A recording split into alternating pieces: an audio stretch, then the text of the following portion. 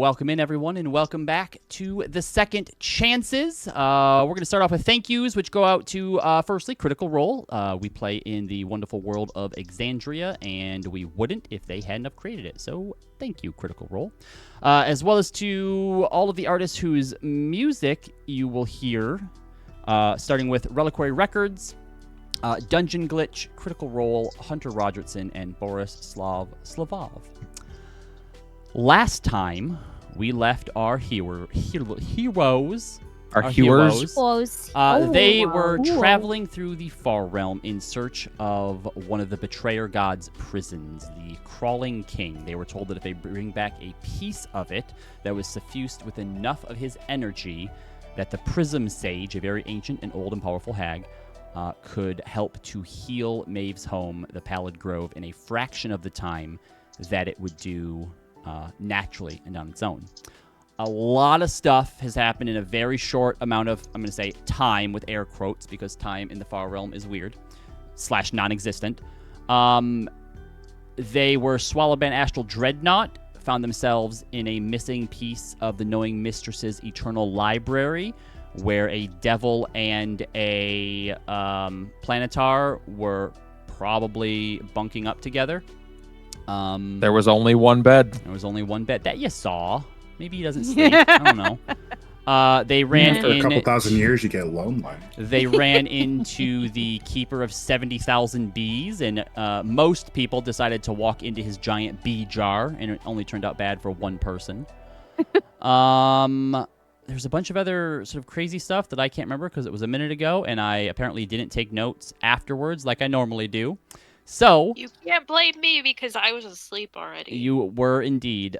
So where we ended up leaving off was Paper, the weird Gith that has been serving as their guide through the Far Realm, had led them through a lair of the abyss where time was both going forward and backwards, and Leo had started the Far Realm? What did I say? Abyss. The Abyss, sorry, yes. The I wish it was not there. The Far Realm. Leo started to rapidly age and then suddenly did not. And you all were able to escape the sort of that lair of the Abyss, not sitting around to ask any questions or see if it would affect anyone else, and ended up in a place that Paper had told you was called the Luminous Mire, a bog-like lair of this plane that mist had started to rise out of, and Paper had mentioned that here you encounter memories of your past, and they're often not nice. As you were moving into the mist, you started to hear voices and whispers telling you not to trust anyone and to strike before they could say your name. So, we're going to jump in there with... No, not that one. Let's stick with this music. All right.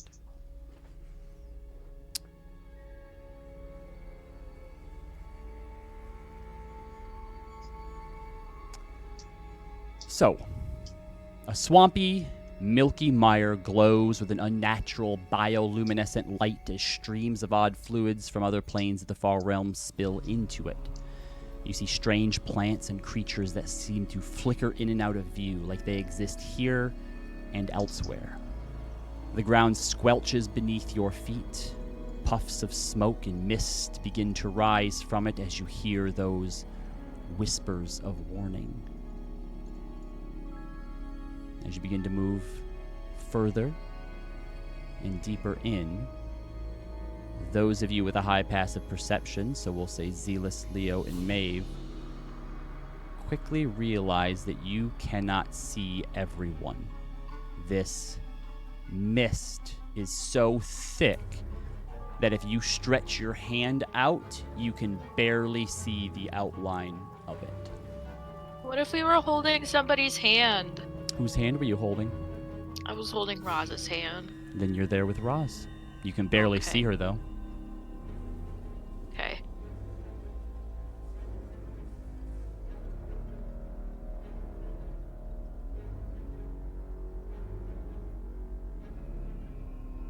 Continue forward. Yeah, I'm certainly not stopping here. Yeah. Rosalind, Oh, okay. Yeah. unless there was something you wanted to do. Roz was just gonna kind of, call out, stay close to each other, keep forward. Does everyone respond? Wait, do we see paper? You do not see paper. God damn it. Do we hear Roz? Maeve and Hermia do. Yeah, I mean, I try to see whoever I can collect to make sure they're nearby. You reach out, trying to follow Roz's voice, and you find both Roz and Hermia. All right. But I can't find anybody else. No. Leo, Zealous, Corey, if you start calling out and searching, you are able to find each other. So, can I make a perception check for paper? Yeah, make a perception check at disadvantage. I'll look for Zana. Same thing, make one at disadvantage. Perception at disadvantage. Yep. Can do. That is a 7, which goes up to a 10 plus Oof, 14. 11, so I did 21. 21 and a 14.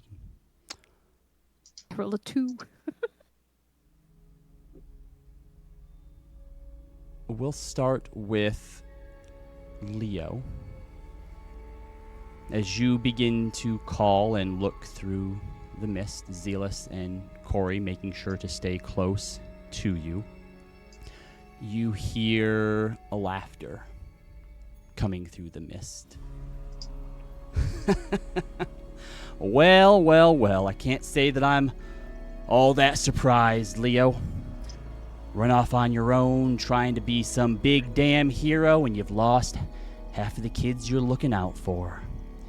And you see coming through the mist in front of you as it begins to part, you see a orc that you recognize, that you haven't seen in quite some time. Well, a month or so ago, I believe that you used a dream spell to check in on them. But you see Steel Bloodgut. Just pull out my daggers, and in the back of Lee's head, I'm like, get ready for a fight. Now.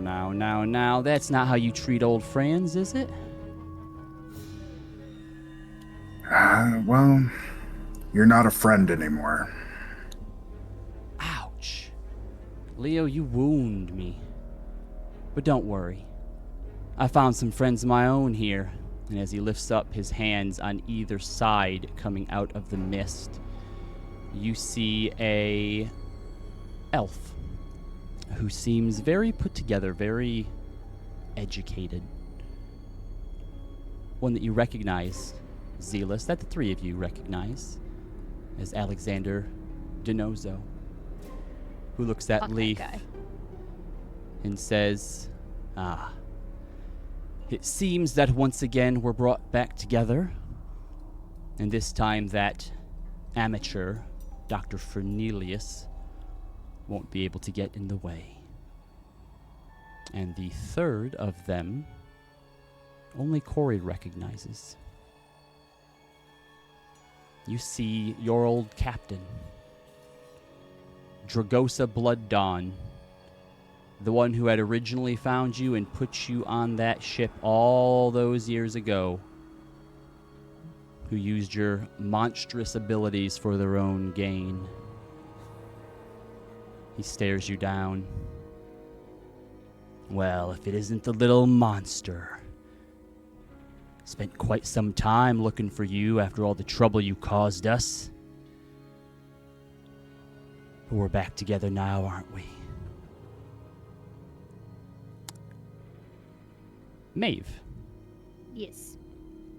with your 14, it takes you a minute, but as you begin to move through, Roz, you keep a hand on her shoulder. You have your other hand holding on to Hermia as the three of you stay together. You find someone familiar as well. Oh, dear. As you bump into them, they turn around and look back at you with surprise. You see Chandra. I think not quite putting it together. She does look confused. Chandra? Maeve, what are you doing here? What are you doing here? I'm doing what I've always tried to do. Look, it doesn't matter. Take your friends. This is the last time I'm telling you. Go home before you get hurt. Sorry. I had to put something in. She, looks bewildered and looks to Roz and Hermia to see if they're seeing this too. Are we? You are. Roz, you hear a familiar voice, but it's not in your head this time. Oh, What do you no. expect of younger siblings never doing what they're told? You see light comes out of the mist behind you. Oh. Shadow was right. This one is nothing but a failure, and there's only one way to teach them a lesson. What? Wait. From a third angle, Leander comes from the mist. Maybe if I would have been a little harder on Hermia, I might still be alive. You're a ghost? Oh, fuck these visions! I knew there was something strange when she said telling me to go home. Go home where, sister? Yeah, have you seen your home lately? Someone died there. A lot of people died. That said, hear me out on this one. I definitely have some shit to work out. You want to get into a fight? Wait, can we fight ghosts? The three of them pull their weapons. Shit. With the other three of you, they also take out their weapons. Everybody go ahead and roll initiative for me. Now, due to the nature of the Luminous Mire, there's no battle map for this. This is all theater of the mind. Okay. You can attempt to run away if you'd like to, and we'll see what ends up happening as a result of that. I have a Wait, feeling so our team will I not have a- run away. I have a couple questions. Yeah, go well, for it. probably just one, depending on your answer. Mm-hmm. How far away are these people from our field of vision? The mist has kind of like cleared around you, so you have about 30 feet of room before you would pass back into the thick mist that counts as lightly obscured. Oh. Okay, Hermia will look to Roz and say in her head, I get the feeling that they're trying to split us up. Roz nods. Yep. But as I don't have any idea where the others are, you got a thought for what you want to do with that? Everybody go ahead and put your initiative in the turn order.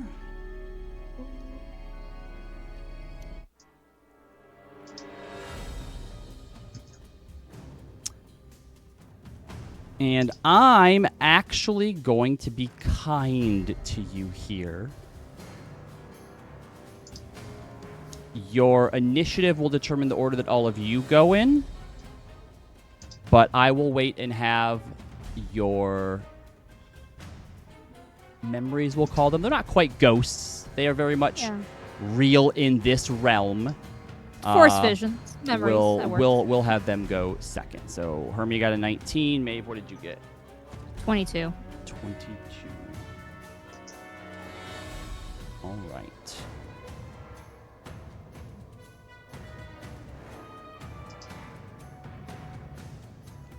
So at the top of the order, Leo, what would you like to do? So I'm still learning the new stuff from the new shit for Rogue. What do I use to get sneak attack on my attack? So same thing. You either need advantage or you need someone to be adjacent to them. In order to get advantage, you either need to hit them with a rapier, a short sword, or a short sword first, which I don't know that you have either of those things. Or if you forego any movement, you can use a bonus action to do steady aim, which gives you advantage on your next attack. That's what I was thinking. How far away are they from me? Probably about 20 feet. 20 feet. Okay. I can't do that yet. Oh, Zealous. Yeah, that So- feels bad. Ugh. I am just going to. Oh, actually, I'm going to take out my short bow Yep. and Okay. use steady aim. You got it. So, yep. So, no movement, bonus action for steady aim. So, you got one attack, and you have it with advantage. Who are you taking aim at? I am going to take aim at my old friend, and I'm going to spend one of my sneak attack dice to do trip, if I can do that. If a target is large or small, it must succeed a DC 17 dex saving throw or have the prone condition. All right. So I should probably roll the hit first, though. Yeah, that would probably be a good idea. Really good roll. 18 plus 9. Oh, yes. Yes, that hits. So 5d6 for the sneak attack damage. Short bow is 1d6 plus 5. 27 damage. Okay. And they are prone. They don't make any If kind they- of check against that? Well, they have to beat a DC 17 dexterity saving throw. Okay. We have That is a 20. So he saves that. And Vex, if you hit a creature with a short bow and deal damage to it, you have advantage on your next attack. All right. So the next time that you attack them, you will have advantage. Anything else Now, that does you'd like to Cunning do? Strike take my Next bonus action? time within this turn. Is it within this turn? Okay. It's before your next turn. Oh, that's kind of lame. All right. Anything else, Leo? Does Cunning Strike take my bonus action? No, but steady aim did. Okay, then I'm done. So you pull back your short bow, fire a shot that hits them right in the shoulders. He recoils from it, but looks back towards you, seemingly feeling no pain. Maeve, meanwhile. Okay. Roz, any instructions? Or just fire away. Roz looks at you and shrugs. If my sister's got a problem with me, she's welcome to handle it. But I don't got a problem with her. What I think is this is a ghost. what is my sister like? What is her weapon she's holding out? She seems to have a bow, and she also has a short sword at her side as well. Okay. And is she aiming with that bow right now, or is she? She Looking is unarmed. currently this is all kind of happening sort of simultaneously. So she Yeah. has the bow in her hand, and she's reaching back to knock an arrow. Okay. Well. Sucks to go first, but someone's got to go, I guess. Alrighty. I will knock an arrow with the quiver as a magic arrow. Mm-hmm. And do you still? I'll just attack.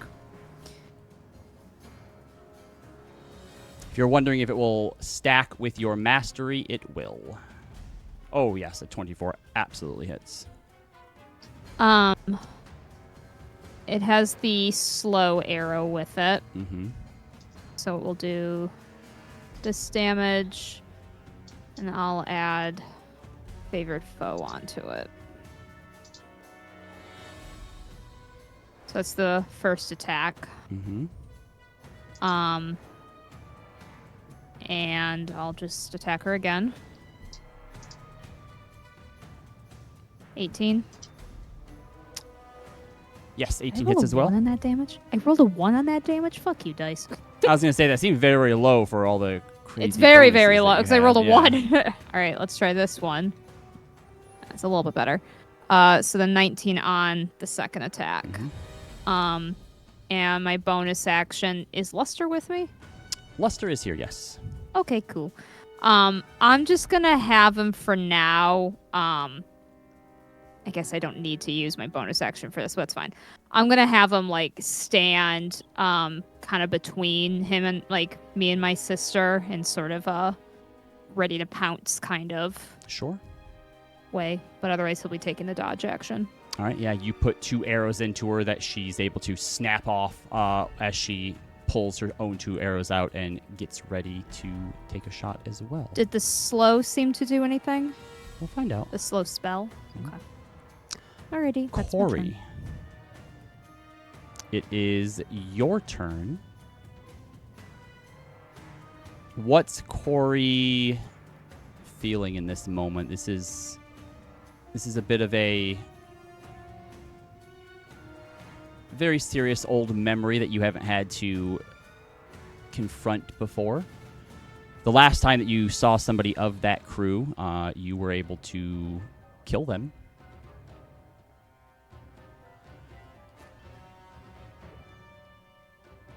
I think there was With Gil's help, remember. Of course. I think when Corey starts to see these figures from everyone's past walk out of the mist, there's this like excitement in their chest because they think they're gonna see Gil. And then when the captain steps out, Corey kind of seeds and I think without even saying anything, snaps their fingers and casts Fireball. And is Leo not melee because he's shot with a bow, right? Correct. So all of Yeah, them 20 are feet away. all of them are by themselves. I want you to roll. Just roll a d20 for me. Okay. Can I spend inspo? Sure.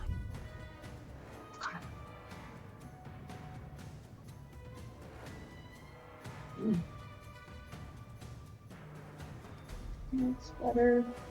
16. Yeah. Okay. Go ahead and roll your damage. And what is your DC? It's 20. Oof. So dexterity saves DC 20. And I will silvery barbs if well, whoever succeeds, I guess I'll pick if they all succeed. Okay. Steel Blood Gut succeeded. If there's another one, I will silvery barbs as well. Leo. That is a natural 1 for that one. And that is all right. So 2 of them succeed. So both of you go ahead and mark off your silvery barbs, and we'll redo it. Barbs. That is a fail for one of them, and a success for the other one. You succeeded? They still succeeded? One of them did. You want to silvery barbs them as well? Who was it? That would be. Oh crap! Which one was that?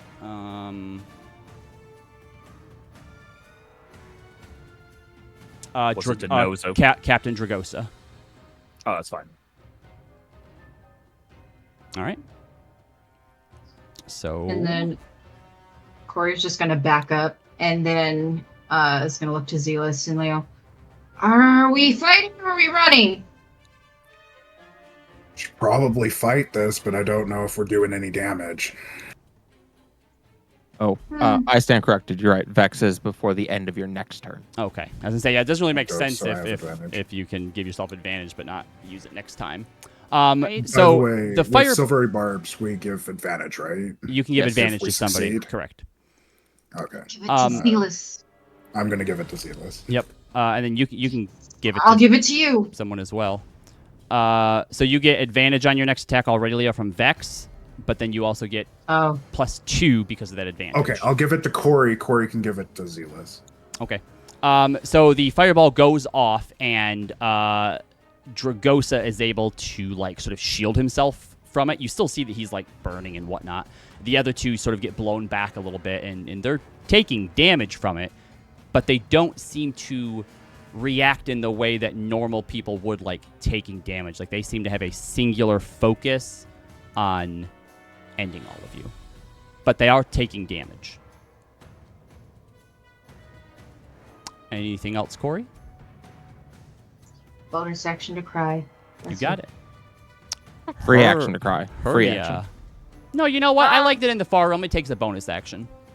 Takes effort. Hermia will look at fake Leander and be like, "Bro, I know you're not real. I sent you to the other side. If you were a ghost, Volmir would be reacting to you, and he's not. So what are you really?" You're about to see how real I am.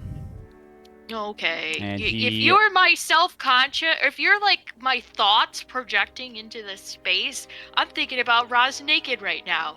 So you're not my inner thoughts. He takes out his sword and is coming towards you. What do you do?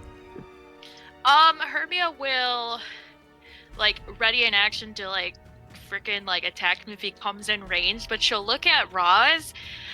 So before I continue with my thing, so does my devil's sight like impact my vision at all here? No, because it's not. Being able to see through darkness is just you don't need light to see. Well, it's This- magical darkness too. Like, right, is it... but the idea is still that you can see through the absence of light. This is more like a fog cloud or a mist, and that doesn't let you see through that. So in that case, she will cast Hex on Roz just so like she'll know where Roz is, even if they like get out of sight of each other. Sure. That's not the one where you have to pick an ability to have disadvantage on, is it? Just pick charisma. She's If it already is- got that. If it is, just go ahead and pick intelligence. Like it's Okay, blood from a yeah. turnip. Yeah, I'll do an intelligence save. All right, Yeah. you feel a Or hex check, I spell mean. come over you, Roz, In Roz your has head, a- you'll be like, "Sorry, I don't want to lose track of you." and you have an attack readied for if Someone comes within range of me. you got it. All right, Roslyn. Yeah, Roz definitely needs a moment after the that line from Hermia, but she eventually shakes her head, and yeah, It says. The hex she- probably doesn't help. Like you're suddenly you're just like, what is going on right now? This place is weird. But she eventually rights herself, and she walks over to Light and just kind of gets up in her face and says, "If you got a problem, you are welcome to take your best shot. Mom's not here to yank your leash."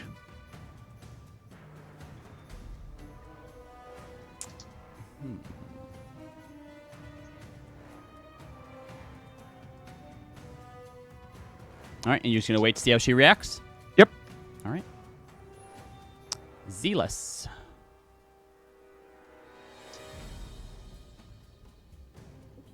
All right. Zealous is going to take its bonus action to go into its starry form of the dragon, Okay.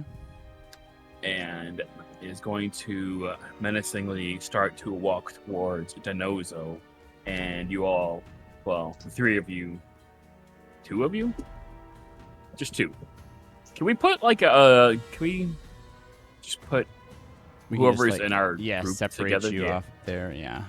It's helpful for me because I'm a visual learner.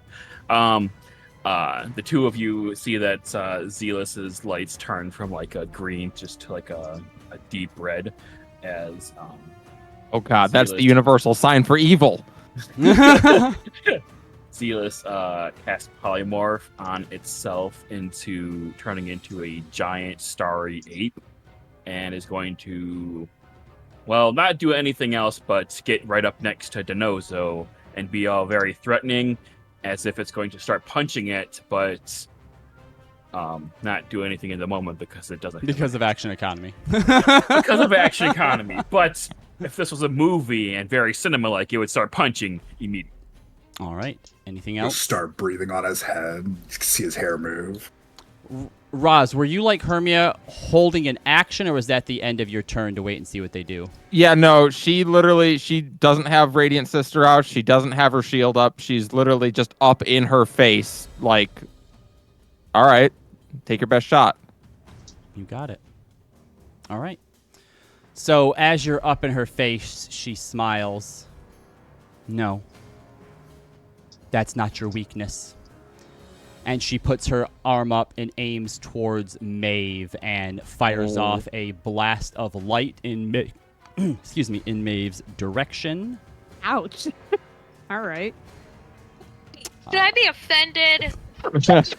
Yeah, took a shot at Maeve. Wait. Wow. Yes, that will hit Maeve, unfortunately. Ouch. Didn't even ask.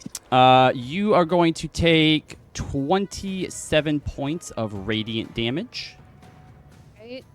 7 damage. And that was actually from 2 attacks. Okay, that's good. Because that hurt. And then she looks back to you, Roz, and waits to see how you respond to that. Steel Bloodgut's turn. After seeing the fireball kind of go off, you watch as he pulls out 2 hand crossbows and takes aim at Corey. And looks to you, Leo, and goes, "You're too much of a bleeding heart, so you're going to watch them die first." Can I do something with the Everlight Racers for this? Those are both over 20. I think that hits Corey. No. Wait, what was it? I said they're both over 20. Does that hit your AC? Surprisingly, no. Yeah. That is 15 piercing damage and 19 piercing damage. And more?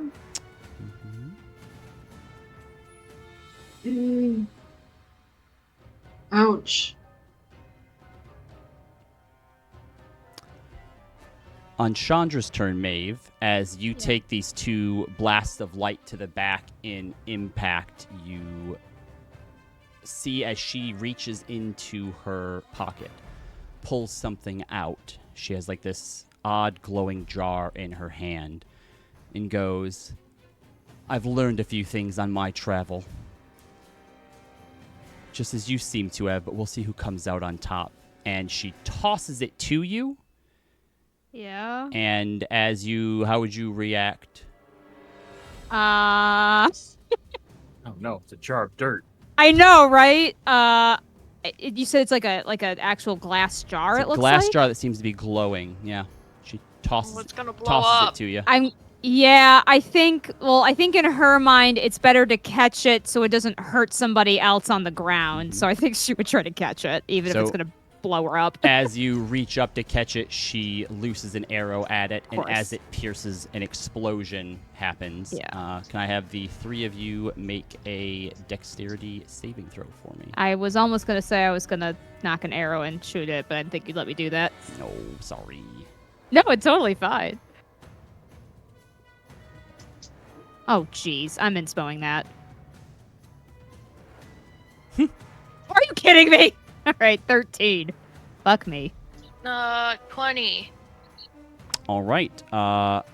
Maven Roz, you take... Oh, I should do it for Luster, too. Damn it, what is this? You two take 21 fire damage. Oh, I'm resistant right now to fire. All right, then you only take 10. And Hermia, you also take 10.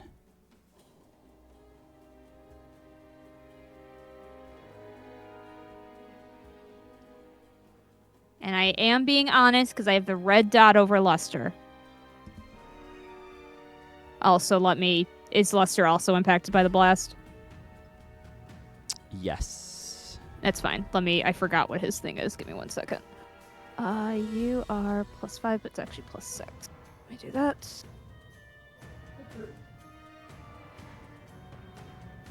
Does 16 make it? 16 does not. Okay. But So- he's also resistant, so... 10 10. for Luster, yep. And as the explosion goes off, she says, "This is why you were always going to be second, Maeve." Fuck you.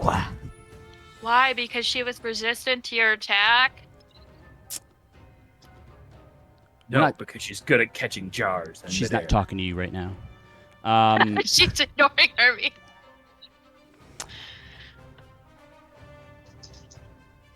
Hermia, Yeah. Leander comes walking up towards you, sword out, and gets like right up next to you. Did you want to take your attacks on him?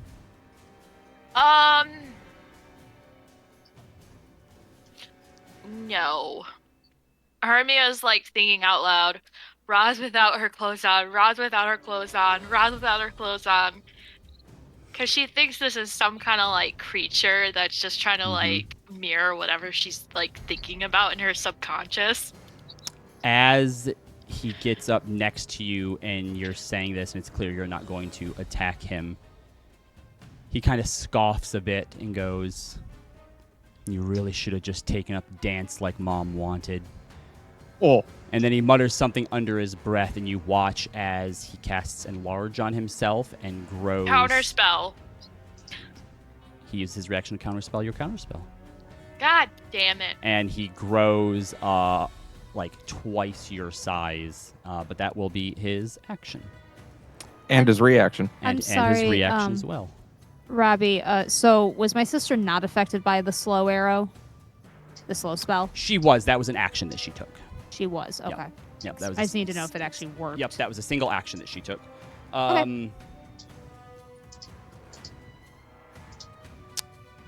Dragosa is a bit surprised, Corey, by the fact that you aren't scared. And he kind of looks around the battlefield a bit. All right, I see. Well, don't worry your pretty little head. We wouldn't want to hurt you. But unfortunately, we don't have room back on the ship for your friends. And he's going to head towards Leo.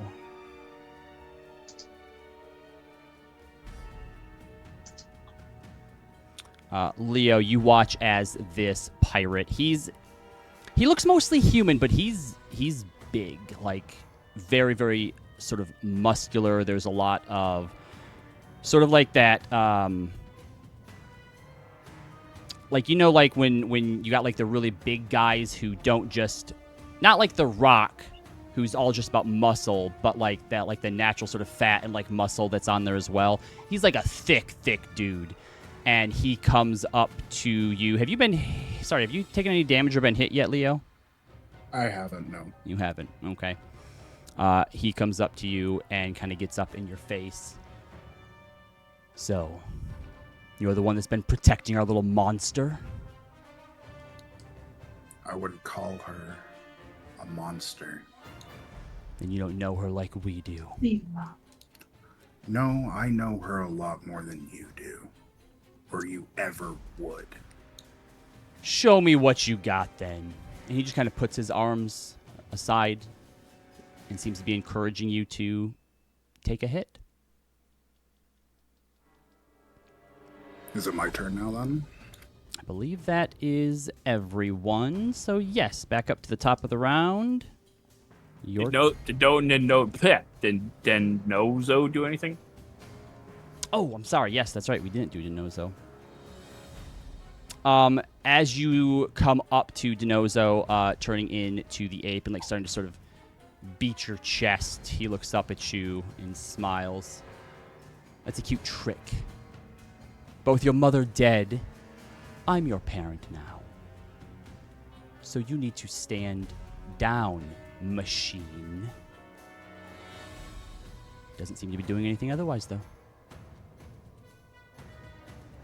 Leo, your turn.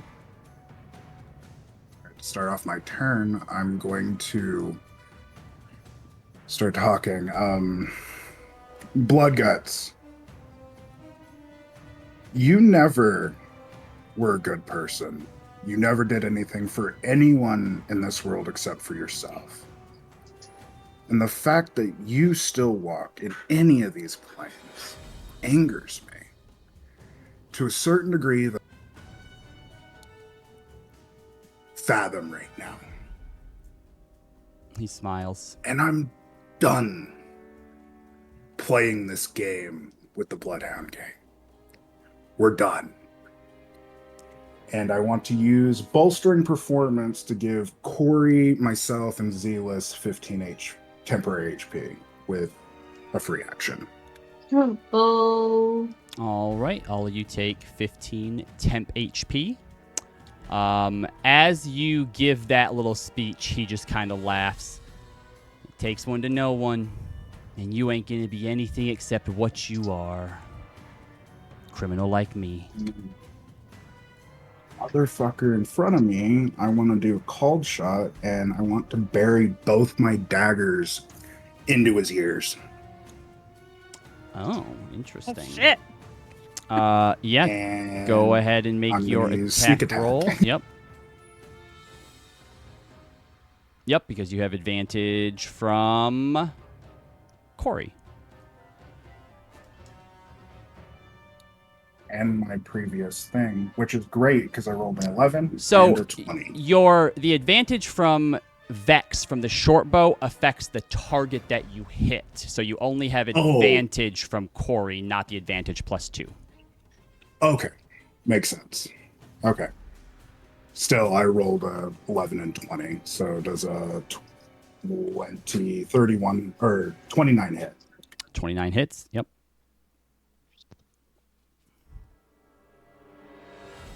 I'm also going to spend one of my sneak attack dice to do poison this time, so he needs to make a Constitution DC 17. Yes, 17. All right. Yeah, that's a natural 20. Sneak attack damage. I'm going to use Piercer to re-roll those ones. Okay. Okay. And then So that's 15 from sneak attack. there's the dagger damage, and that is another +5.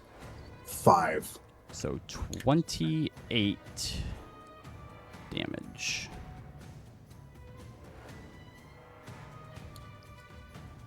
Okay, that was your then- first attack. I am going to use my bonus action to give whoever doesn't have advantage on their next turn advantage. I think both of them technically do, so pick someone and they'll have a +2 as well. I'm going to give it to Corey since she goes next. You got it. Maeve, it is your turn. Okay. All right. Sister wants to play with some AoE. I can play with some AoE too. So for her action, she's gonna have Luster do this, since it can either be herself or Luster, but Luster's in the front. Okay. And he's gonna do his Drake's Breath. Which is a 30-foot cone. Mm-hmm. So does that get everybody? Yeah, you or... can get everybody in that. Cool. So, it's a low DC, but I need everyone to make a dex save. It's only DC 16. That is a save from... I guess none of you have silvery barbs, probably doesn't matter. Yeah, I don't... That is a... Yeah, Silvery Barb's crew is the other crew. That is a natural 1 from Leander. Loser. And that's a save. So Leander fails, the other 2 save.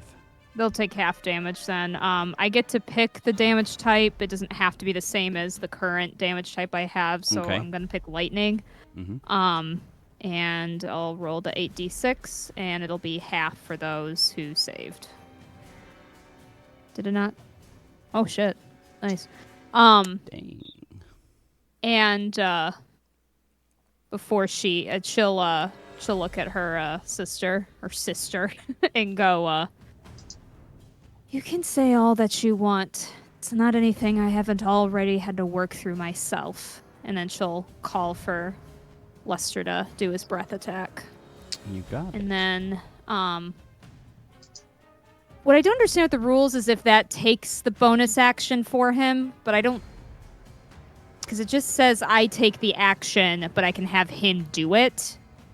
So, does that mean that he It can't? Sounds like it takes your action to do, Mhm. and then you would still have a bonus action to do it as you would. Okay. I will have now Luster go up and attack Yeah, her. so if you then want him to launch somebody, Yeah. absolutely, sure could. Cool. And so in doing that, Leander, who was just sitting there trying to sort of menace Hermia, takes the full brunt of the lightning damage. Your sister is able to kind of like cover herself a bit, but you can still see that the lightning sort of crawls and sparks across her. Light is able to completely dodge it. All right, fair enough. Okay, and I'm gonna use my bonus action to have Luster go. I at least have friends, sister. And does a 23 hit? I believe so. Yeah, that definitely hits. Okay. And it's going to do this much piercing and then this much fire damage. Ouch. All right, Lester, let's get on that. I don't know if she is resistant to fire, but it's only 1 of that. Yep. But otherwise, it's a total of 10. All right. And then that will be her turn. Corey, it is your turn.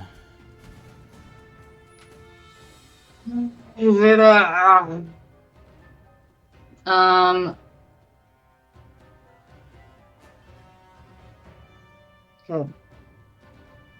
Would you say that Earth and Grass targets creature? Earth and Grasp? Maximilian's Earth and Grasp. After you summon it, then you can use it to do things. Okay, but but in the initial casting, it does not target a creature. Correct. I'm going to bridge.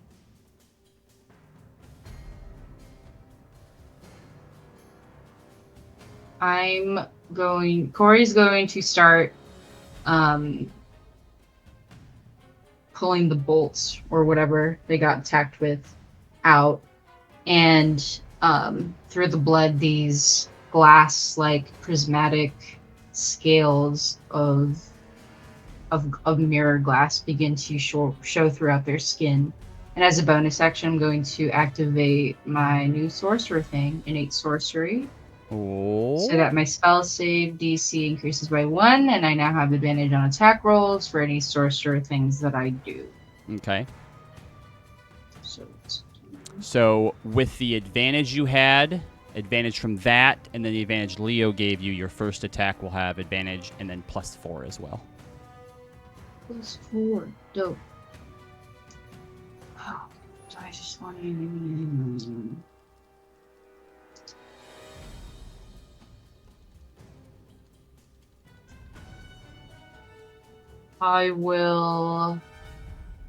I'm going to twin cast Firebolt. Then. Yeah, baby. All right.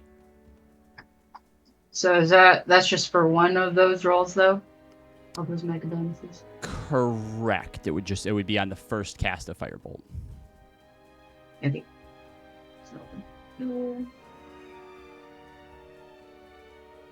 So that is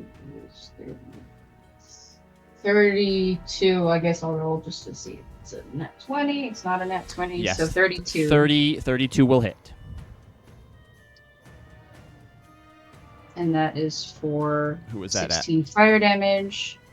I'm going to do it at old captain, and then I don't like the way that It was written how much damage? 16 fire. 16. Okay. And then Denozo, I don't like how he's talking to Bestie, so I'm going to go ahead and fling one at him. Sure. So advantage. Thank God, because that's natural 1. Oh gosh. That is 17. Miss. No way, really? Yep. Oh, God. Corey! Okay. And then cast bonus action. Yep, that's it. All right, Hermia, it's your turn. You have giant Leander in front of you. Okay, so Hermia knows this isn't her brother, and it's not his ghost. Mm-hmm. Does she have like any idea what kind of like creature this might be, or if it's just like some sort of like magic effect? You have no idea. In the farm realm, so much here has been completely beyond you. Go ahead and make a make an intelligence saving throw for me, please, as you start to suffer from madness. Madness? Yeah, Oh, you can't shit. quite figure this out. Like you're like, this can't be my brother. It's not his ghost. But for some reason, you don't want to attack it. I got 21. Okay. Yeah, continue your turn. Okay. Hermia looks at Leander, and then looks over to where Light is, and is like, "Hey, Raj, you up for switching?" Roz nods. Oh yeah. Hermia will, Wait, hold on. phase step out of to like move past Leander, Sure. and get over to Light, and then just fucking wail on Light. Yeah, go ahead and make an attack. Okay. Ooh. Okay. Let's see. So I have 2 attacks. Let me see if the first one hit or not. Does a 22 hit? 22 against Light. Yes. And then the second hit was a natural 20. Okay. She is going to use her reaction to have the attack of the second one, but go ahead and roll your damage for both of them. Okay. Okay. So the first one. Where's my D?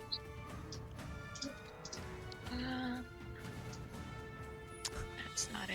So Roz keeps like looking down at herself. She's still clothed, Is that disappointing? For Roz, Yeah.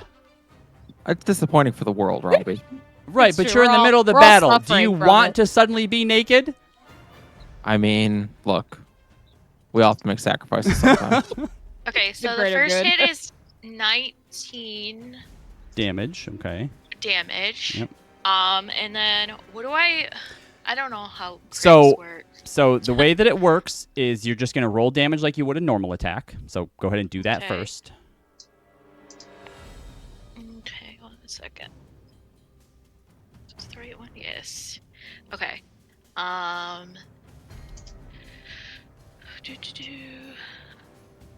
I got 20. Okay. Now I want you to tell me what the maximum value of all the dice that you just rolled would have been. So I just rolled 1. Right? 1 dice. You should be rolling for Foamir. You have the D8, Okay. and then he does an extra Yeah. like necrotic. So basically, those 2 dice. What it is? I think are they both D8s? They're both D8s, but it's radiant. He's still in his radiant form. Okay. I never So switched it. 20 damage plus max damage from the dice is 16. 16. So 36 damage halved down to 18. Okay. Okay.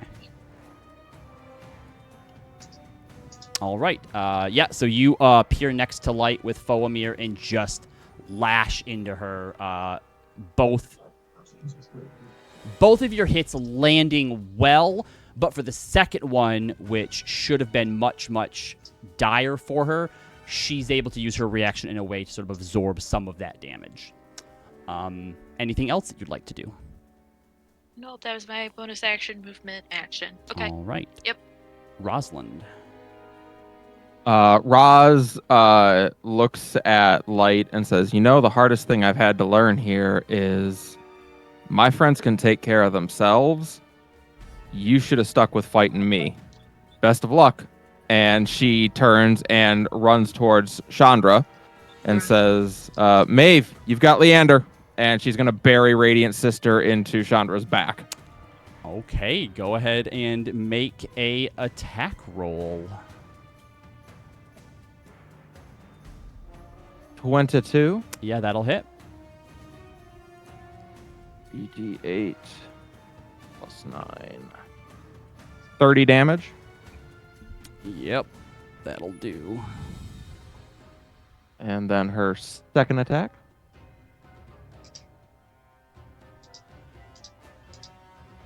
Oh, it was almost a nat 20. 25. That hits. She'll put a first level smite into this one, her freebie for the day. Go for it. Is this thing a Fey Fiend or Undead? It is. Oh, 68. Oh, man. 44 damage. If it's an undead, I'm gonna have questions and concerns. Rosalind, how do you want to do this? Oh shit. Yeah, literally, she mouths off to Light because she's been practicing doing that her whole life, basically, and runs over and then motions Maeve over to Leander and then just buries Radiant Sister into Chandra's back and charges her Radiant Light into her. And as this explosion of radiant energy goes off, and you pull Radiant Sister from Chandra, the mist all around you scatters away in all directions. Wait, And I have as- a question too when you're done. Yes. No, go ahead.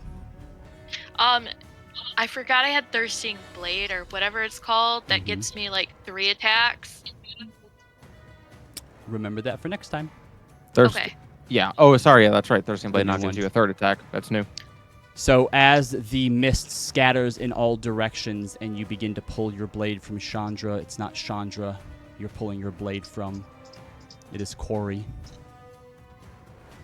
Oh, that's a shame. And as you look around, all of you see each other, and who you've been fighting has been your friends. Oh Wait. shit. Damn. Corey, you just took 74 Oh. points of damage.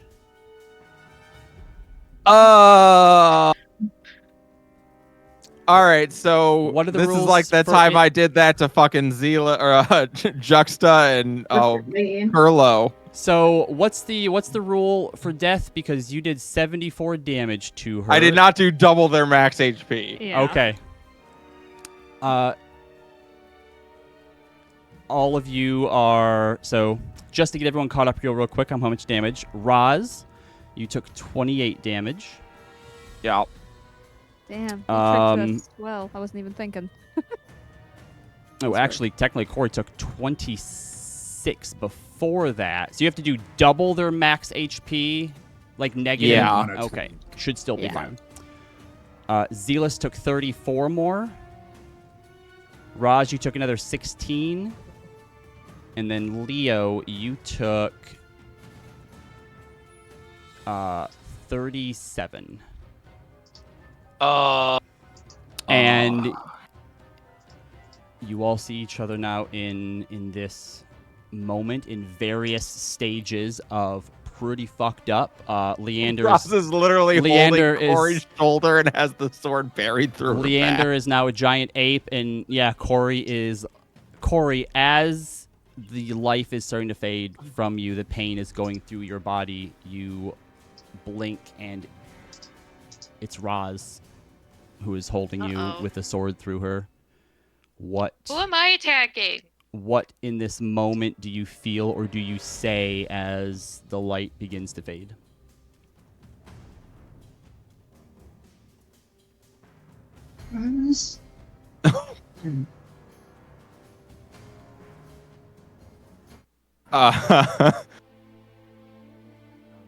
Well, damn.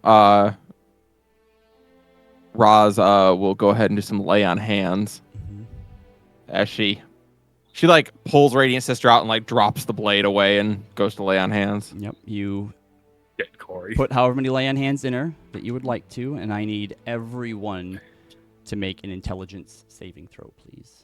Yeah. Corey, heal for 10. Intelligence save. Intelligence save. Corey, you get a +5 from Roz. Oh, jeez. 20. Nope, we're inspoing that. 21. 12. All right. Zealous, you're fine.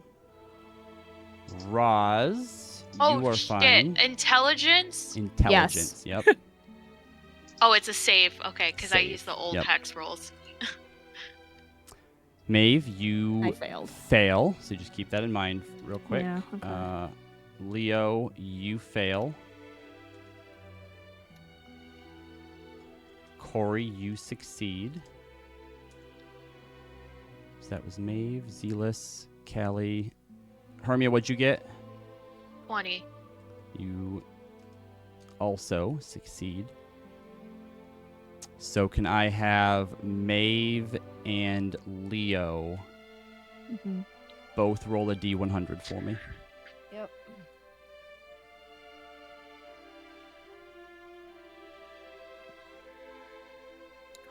Fog.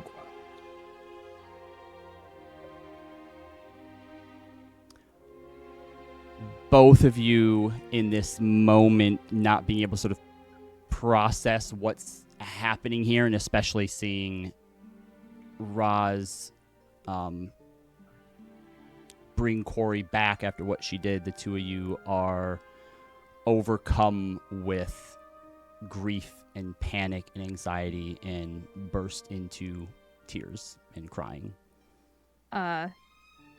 Yeah, Maeve You're like sounds about right. Yeah, that sounds about right, yeah. Maeve just drops to her knees and just is fetal position. As she can't hold it back any longer. Just everything crumbling down. I let us here. I did this, and we're all gonna die for it. I'm gonna wrench Corey out of Rosalind's arms and just cradle her. Why did you do this to her? Why? What's going on, guys? Roz definitely falls back and is just looking at the blood on her hands.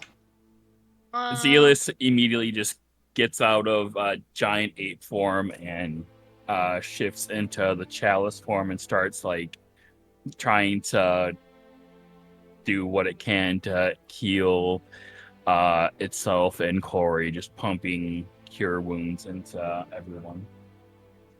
Gonna spend a bunch of spell slots. Is the fog mist stuff still around? No, it has completely vanished, and you now see about 20 feet off that Zana is standing over the corpse of Paper. Yeah, I figured. Once I realized what happened, I was like, "Oh, Paper's dead." That's okay. Maeve is not in a position to notice. Paper also looks more like deflated than he should. Like he doesn't have bones. Ugh. And you see that she's stepping on something beside Paper, and you see these sort of tentacles that are wrapped around like her knee and her ankle. And I don't think anybody here would necessarily know what it is, but there is a flump underneath her foot that she has at gunpoint. Is it alive? Seems to be. Don't kill flump. it. That's Paper.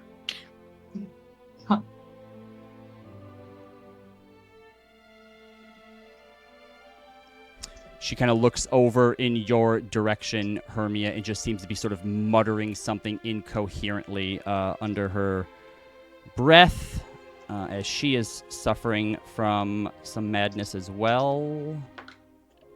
Hermia, make a persuasion check. Okay. Okay.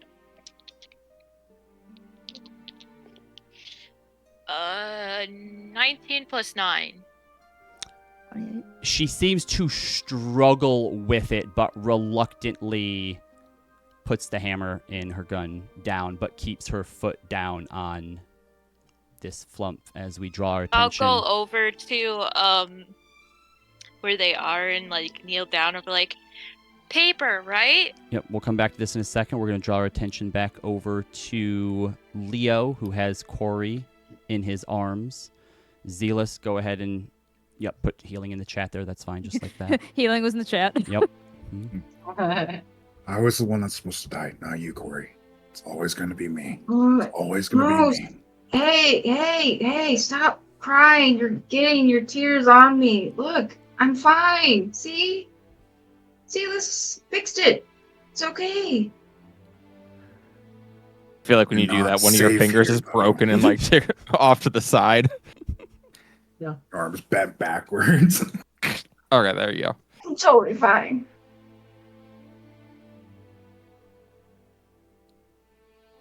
How long does this madness last, Robbie?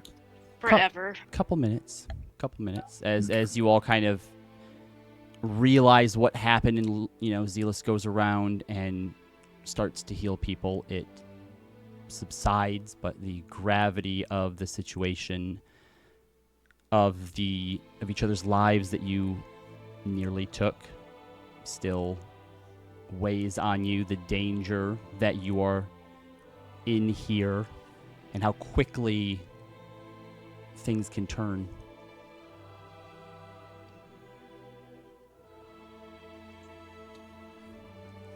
All right, new rule. Before we fight anything, we need to use that power to sense people. Oh. Yeah. Good point. Well, hindsight's 2020. Yes, but it's only gonna get worse from here. Hermia, you kneel down next to Paper. Flumps are an interesting species. It's like a pancake jellyfish that has these two stalk eyes and then just a bunch of tentacles coming from underneath it. And so Zana just has her foot down on it, and it's just like spongy underneath, but it can't move, and it's trying to like reach up to like, grab or pull her off, and can't quite manage it. But that is Paper. Paper's really a flump. It seems that the flump was puppeting the skin suit of a Gith. Right. That's why it kind of seemed a little like weird and like Yeah, we puppety knew and it was stuff. wearing something. We just didn't know it was underneath. Hermia will kind of like nudge Zana a little bit to like get her to move her foot. She flinches a bit and like points the gun at you, the new sort of weird artifact thing that she has, and seems to need to like sort of get a grip of herself. And as she kind of blinks it away, you watch as it recedes back into her skin, and then she steps off of it and just kind of walks away from this situation. Paper, are you okay? Yeah. I told you this place is really bad. Good things never happen here. Everybody tries to kill you. No, I mean in the luminous mire. I mean, nothing bad happened. I mean, everything bad happens everywhere. Nothing good happens anywhere. But this is a bad place where bad things happen from people from your memory. Well, we met you, and I think that's a good thing. Hey, and you got a name, too. That's also a good thing. For now. What do you mean, for now? Well, eventually No one can take your name away. It wasn't always paper. It was only paper when I met you. Well, who were you before? You watch as all of its tentacles kind of like rise up then fall. You were tall? Forget. Oh. Forget everything. Well, I'm not going to forget you. I will forget you. Well, I will remember for both of us. I won't remember that. Well, I will, so that beats your forgetting. Until I forget it, then it doesn't matter. It'll always matter. Hey, can I have some of that? Paper calls over to you, Zealous, as you're healing everybody. I go check on Zana. Do you need assistance? Yeah. Give me some of that Yeah. holy magic. So casual about it. Three of his tentacles kind of like rise up into the air and are just like reaching for you, quivering a bit. Oh god. Oh. On a scale of 1 to a random number of your supposed vitality, what would you say your current stamina would be? I feel like if you bought a brand new sponge and you used it to wash your dishes for 4 months, that's where I'm at. Oh, you don't need any healing then. Oh, okay. Is All that- right, fine. He knows what a sponge is. That's impressive. Also, what is a sponge? I think we would have. They live in the sea, Oh, Jesus. and they're creatures, and they don't do anything but kind of chill. Kill them. How many and HP use does this them to asshole scrub have? things. Just tell me how It's much a flump. It's like CR 1/4. It can't have much. You don't think surviving in the far realm for as long as he has wouldn't have given him some level ups? 40 hit points I mean, for he him. survived Dang. Zana. Yeah, that's quite a bit. He zips up into the air and looks brand new. He has this sort of shining layer of mucus that's covering his whole body. He goes, oh, that feels real good. I can probably fit back in there. And you watch as he opens up the mouth of the Gith skin and begins to wiggle and squeeze himself back inside. Everyone looks away. Yeah, no, thank you. No, and- that's gonna give me permanent madness. Yeah. Yep. Yeah. You know. After a couple seconds, the Gith stands back up, and you watch as bits of him start to sort of fill back out, and he's like, all right, much better. Maeve, Yes. you head over to Zana. Yeah. I assume I like just kind of snapped out of my madness. I'm guessing. Yep. You're Okay. able to recover. Yeah, enough. Like, I'm not saying I'm finally like, I'm Sure. cheery, but yes. but I'm not, like- Nobody is fine. yeah. But she's gonna approach her and hold out her hand. She's currently facing away from you as you approach. Hey. She's gonna put a hand on her shoulder. She flinches and jerks around towards you, but seeing you, relaxes.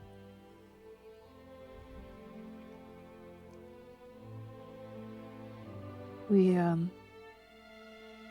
as you may have gathered, we saw our friends as somebody else. I saw Chandra. What did you see? It was just me. Fighting yourself? She nods.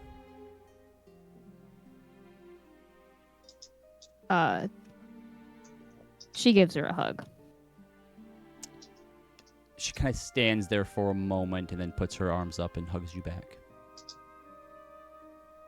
I'm sorry we're all here. It's not your fault. We all chose to come here. We, to an extent, knew what we would be getting into, and we're all still here despite its best efforts. Yeah. But you... that's a lot to unpack of fighting yourself. I won. I believe it. You're the best Sana you can be. She forces a smile.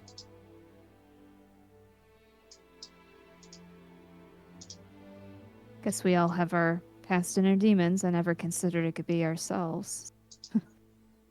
That's important to know. That must mean the things she was saying to you then.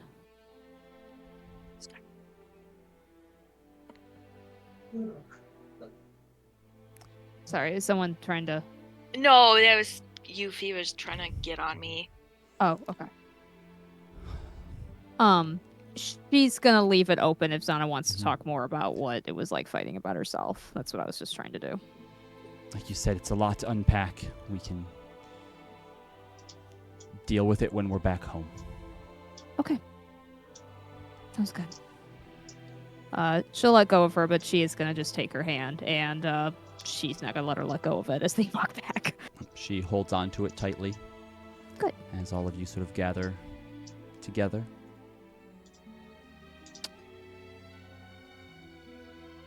Okay. We survived. You guys survived. Yeah. I'm sorry, Corey. No, it's okay. I think I'm at the part where you just gotta laugh at it now. I'm too tired and scared and angry to process anything. So, yeah. Well, It is okay. You did not die from it.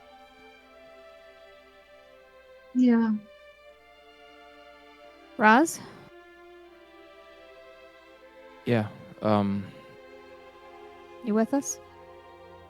She's like looking at Corey's blood on Radiant Sister and just takes out a rag to wipe it off. Yeah. Yeah, I'm with you. Hey, just see it as payback when I fireballed everyone. Remember that? Good times. Zana goes, Yeah. what? Yeah, I was confused as to why my sister threw a jar of light and then struck an arrow to it, and Wait, Ooh. how did Leander cast Counterspell if Leaf didn't cast it? Who knows? The magic of the Far Realm. Magic Farm is weird.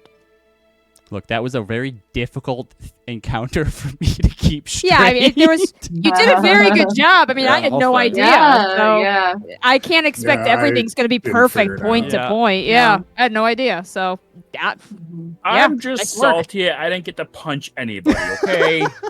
that's fair. Yeah, I That's wanted a to see fair. the Loki stomp. Like, That's entirely fair. Wait, so if I was Denozo? All right, I will go through who everybody Anyway. was here real quick. It's so silly. Dragosa Blood Dawn was Roz. Oh, Hermia Dragosa, was sorry. Denozo. Oh. Maeve was Bloodgut. Kieran, Oh yeah, I just got. Kieran was Chandra. Leander was Zealous, and Leo was Light. Oh, that's why he completely avoided the breath attack because of Rogue. Yep. Nice. I like it. I tried to work in all of your abilities and Yeah. resistances and stuff where I could, when I could, and remembered to. Yeah. It's hard. It was Yeah. impressive. I mean, obviously nothing was going to be perfect, but Yep. it was impressive. Right. It would be too obvious. Yeah. There's no way to completely perfectly emulate it, but I think he did the best he should could. make that into a module of some kind for other DMs. I will get right on that. So he could find it on Cloaks and Capes. But anyway, yeah. So May's just gonna look at everyone. right. In this time, can I have used magical cunning? Yes. Okay. You could also, if depending on where everyone's health is, I know that you technically got heals from Leaf. You could also, look to take a short rest here if you'd like to as well. Are we? I think we should keep moving. Okay, so no short rest. Got it. No biggie. All right. Paper. Okay.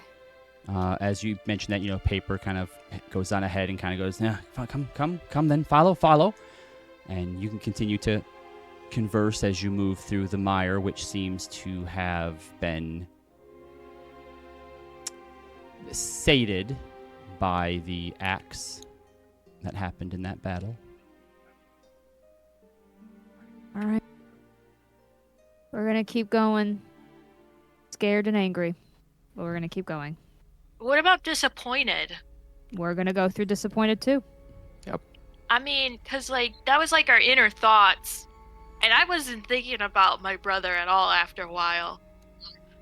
No. Maybe I would say notably initially, you weren't. But no, afterwards, no. I mean, the way this thing works is I think it feeds on all sorts of inner thoughts.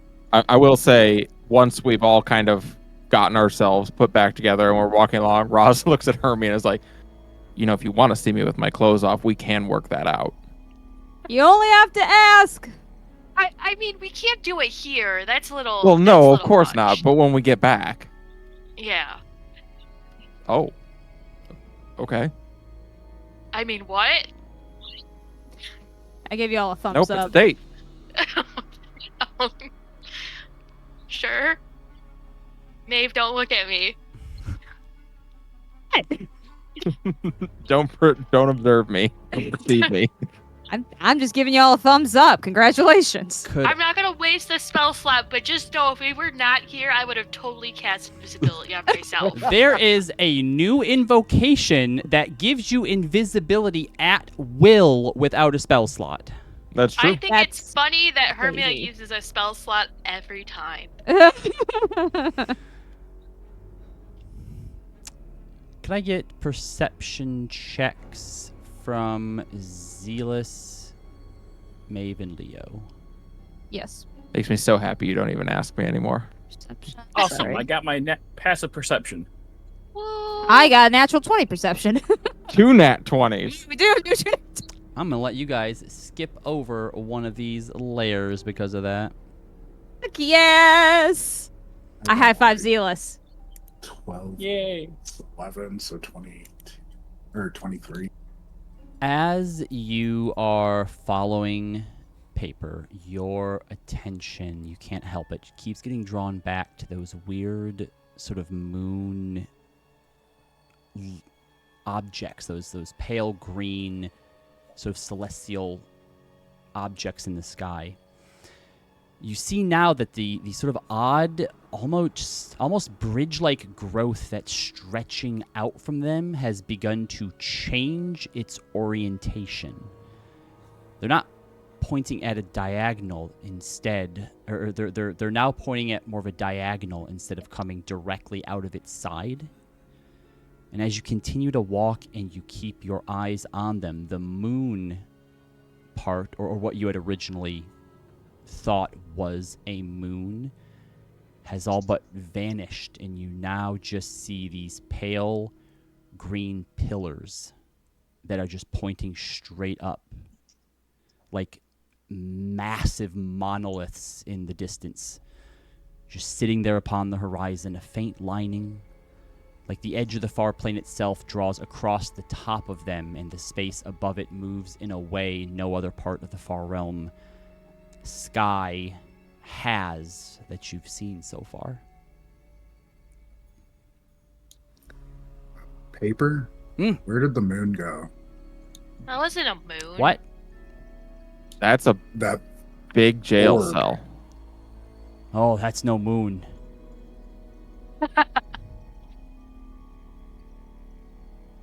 What's a What is moon? it? Death Star. big rock in the sky? Big rock. He reaches down and pulls a clump of dirt out of the ground and hands it to you. Okay. Okay, so you don't know either. I think that's the jail He cell. takes a bite of the dirt and offers some Does to it taste Zealous. good? Does it taste good? Dirt. Oh, okay. Zealous, he's offering it to you, slowly pushing it closer and closer and closer to your mouth. I just take it and just slowly put it back on the ground. Oh, you weren't here. You went to bed last session. You had temporary madness and you ate dirt. Oh, Yeah, that is did true. I enjoy it? You didn't not enjoy it. Yeah, I'd say that. I'd say that. Oh, then Your madness was that you just uncontrollably start to eat things. Oh, Get in that pica. case, I take the dirt and I eat some of it. He approves. Is it good? Is it good? No, it's terrible. Oh. It's This like dirt is not as good as the other. it's like sawdust, but Rice Krispie treats. So it's Wait, like it saw. tastes So, like- so it's like sawdust, like popping and What? crackling in your mouth. That doesn't sound so bad. People used to eat sawdust. As you mention and point out, though, Rosalind, that you believe that is the prison. Paper smiles. Almost there. Almost there. Then I can forget everything. Paper goes back to being the wanderer. The Supposed to go forager. up in the sky? Ah, Well, that's probably not as big a deal as we're worried it is. I am curious how we're going to get a piece of this. that's what I mean. Maybe some have fallen to the ground. Maybe. Ugh. If only we could be so lucky. All right, we continue onward. Yep. As you continue forward, you begin to merge through and swim, float, however it is that you're envisioning yourself traveling from layer to layer, level to level here in the far realm. And eventually you stop on one that feels a bit more closer to something you might see in reality. A forest. The trees are pale, white, almost like porcelain. They're thin, not many branches on them. Paper seems to kind of slow a bit until whoever it is up front, I would guess like Roz and Hermia, and then kind of matches pace with the two of you so that he's still like technically leading, but he's like between the two of you. Roz takes note of that and gets her shield up. Careful. Something we should be worried about here, Paper? Yeah. Keep your things to yourself. Thanks to myself. Okay. Mm-hmm. All right, everyone, we're watching out for pickpockets. All right. Well, Arm I'll picks. ride Luster. Arm Arm picks. Picks limbs. Stay away picks, from the trees, they can grab you. Limbs picks picks. They take your things. Limb Alright. pickers. Oh God! I just swing the bag of holding against myself. Just clutching onto it. Hey, can we like? What? No, it. What? I had a thought, and then I realized this is me wanting to go around the town all over again. No. Hey, DM, can we completely circumvent this place, please? Yeah, I just realized like this is me doing that all over again. Never mind. I could run through if you guys want to get in the bag of holding. You want to try? No, Not really. let's just keep moving. We're gonna bunch up tightly and march forward. Keep an eye on your things. Yeah, doing my best. As you start to move through it, the trees start to get wider. Branches start to appear more frequently. This place is devoid of any sound. When your feet hit the ground, you don't even hear anything. Just the shuffling of your legs against one another, the soft jingling of Rosalind's mithril plate and chainmail. And it's not necessarily odd that there isn't animals, birds, bugs here. This isn't your world, but the fact that it looks like a forest but doesn't sound like one is off-putting. Leo, Zealous, and Maeve, you notice it first. The branches start to resemble arms and hands a bit more. They're still branches, they're long, they're gnarled, sort of twisting. But the further in you get, as the trunks get thicker, the spaces between them narrower, the limbs start to look more arm-like. Everyone make dexterity saves for me. I have a question. Yes?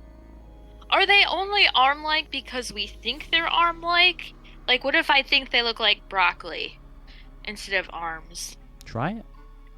Okay, I think that they're broccoli instead of arms. I'm still not gonna touch it, but they can't grab me because broccoli don't have arms. Make a wisdom check. D20, add your wisdom to it. Okay.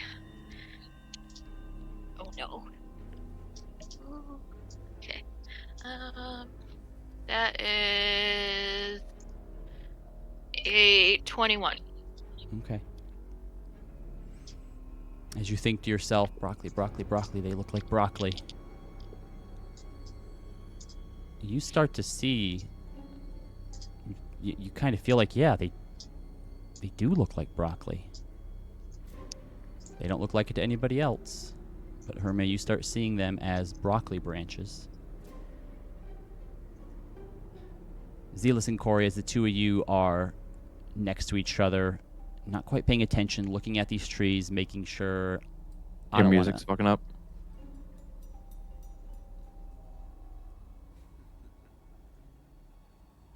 Making sure that you don't bump into the trees. You do mistakenly bump into one another. Probably, as high tense as this situation is, kind of frightening each other a little bit. All of you here, Corey and Zealous kind of let out a bit of a yelp. And as you turn back to look to see if anything is the matter, you see they just bumped into each other. And as they split apart and kind of jump backwards, both of them bump into a tree. I need both of you to roll a d4 for me. No.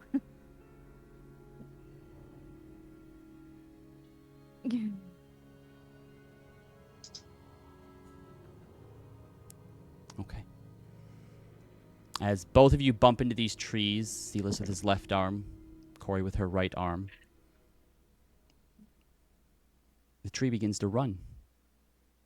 It looks more like a person now. Legs, 3 arms, both of them, one in each direction. Corey and Zealous, you look confused at what just transpired and realize that both of you are missing an arm. Why did that broccoli just take your arms? Oh no! What do you mean we're missing an arm? Corey's screaming. Corey's screaming. Is it like a bloody stump or Nope, it's just smooth.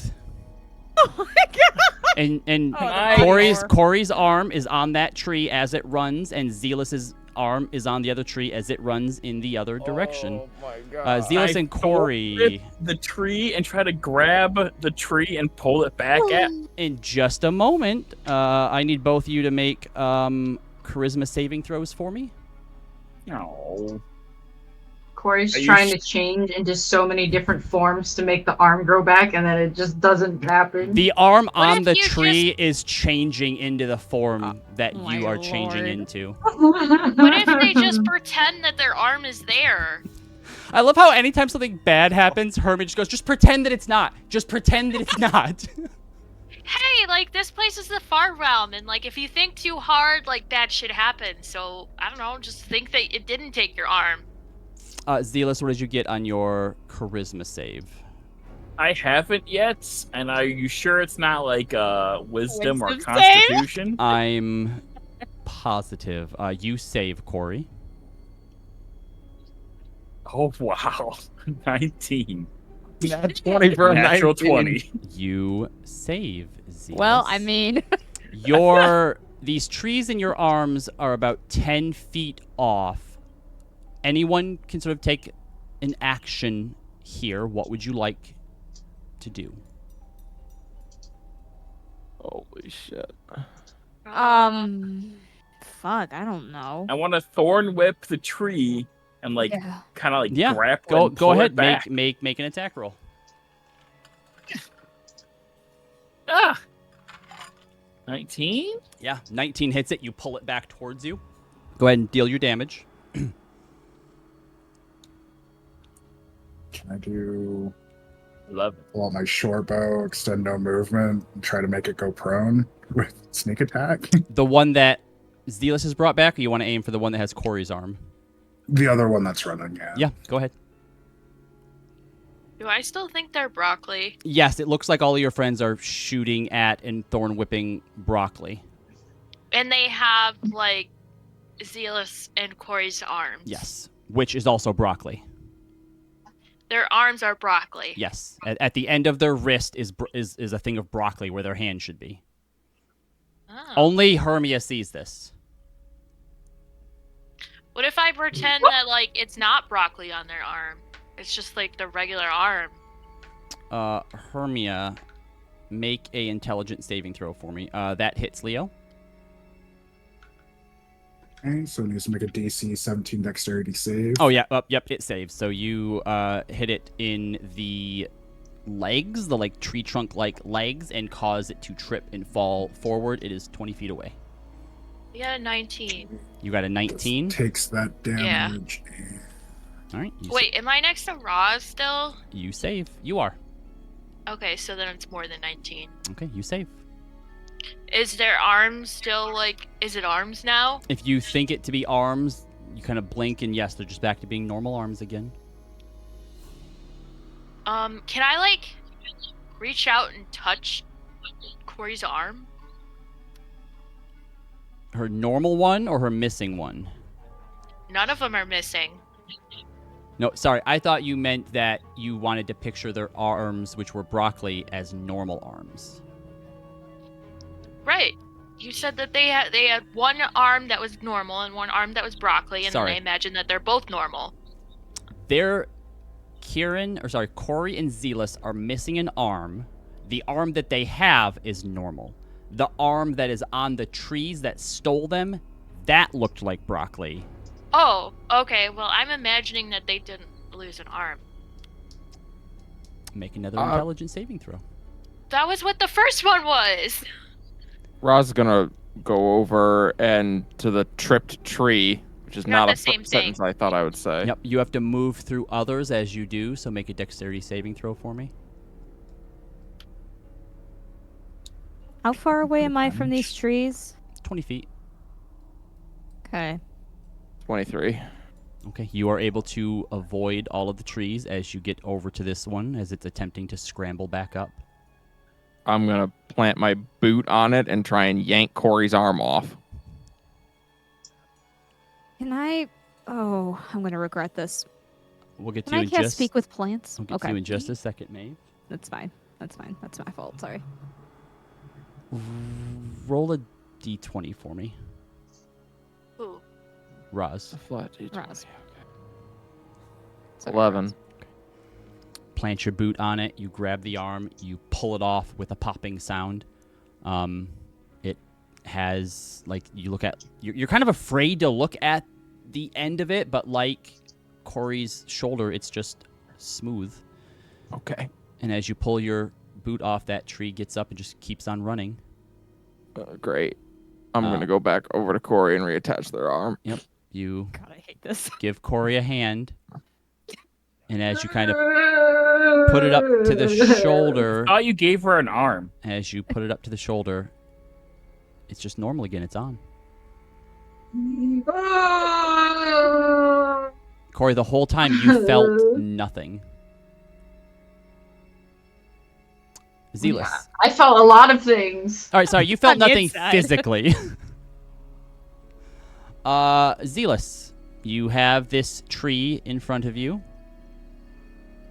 Maeve hasn't taken an action. Hermia technically hasn't taken an action. I was gonna cast speak with plants, but now I don't want to. You can if you'd like to. God, I don't know. You know what? I feel like that's a recipe for madness. Zealous, so you have the tree, Zealous? I brought it back to me with Thorn Whip. Yep. So right now, it's adjacent to Zealous. I'd have to make a dex saving throw to get through, and It's right there, so you don't have to move further Oh. into the forest to try and get to it. So how Okay. would you like to try and aid? I think none of this is real, and we're just imagining shit. well, Yeah, sometime. you're in Broccoli Land. You're fine. Yeah, this is everything is broccoli. You guys didn't lose your arms, and like Roz just rubbed broccoli on Corey, and that was it. Hermia's going to be trapped here forever. Yeah, it's fine. Hermia's gonna be Hermia's gonna be the paper for the next adventuring It's party. going to be that comes 800 here. years later, and Hermia's still just going to be here going, none of this is real. This is bullshit. You know It's all what? swamp gas reflecting off the moon. You know what? Fuck this. I will cast speak with plants, and I will ask it nicely to give up the arm, please. I don't know what else to do. I love that. All right. So you cast speak with plants. And you Yeah. say, "Give up the arm, please." Yeah, And we need you hear arm, a please. cacophony Oh, of God. whispers and shouts. Yeah, I and figured. just all sorts of different inflections in levels saying, "Give back the arm, please, please, please, the arm, the arm, the arm, give back the arm, the arm, give the arm, the arm." I'm going to clasp my hand over Zealous's hand and try to pull gently. As you are pulling, can you give me a wisdom saving throw, please? Sure.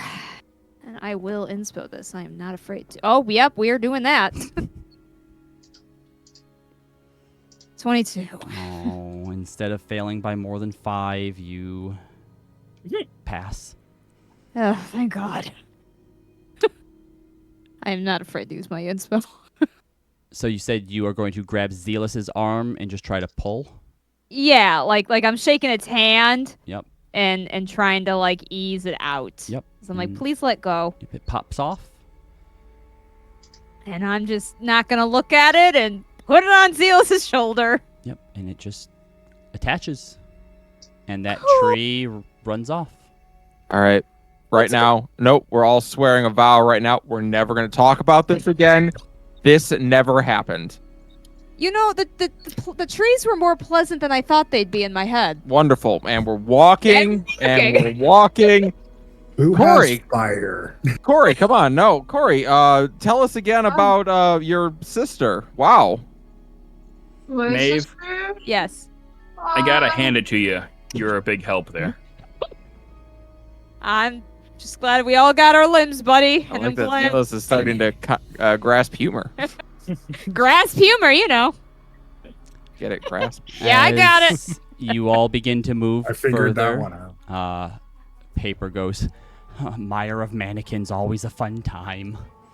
Mire of mannequins. I hate it. I saw broccoli. He has only I'm one glad. arm, by the way. His other arm is just 3 tentacles and like a socket. I missed the Feywild.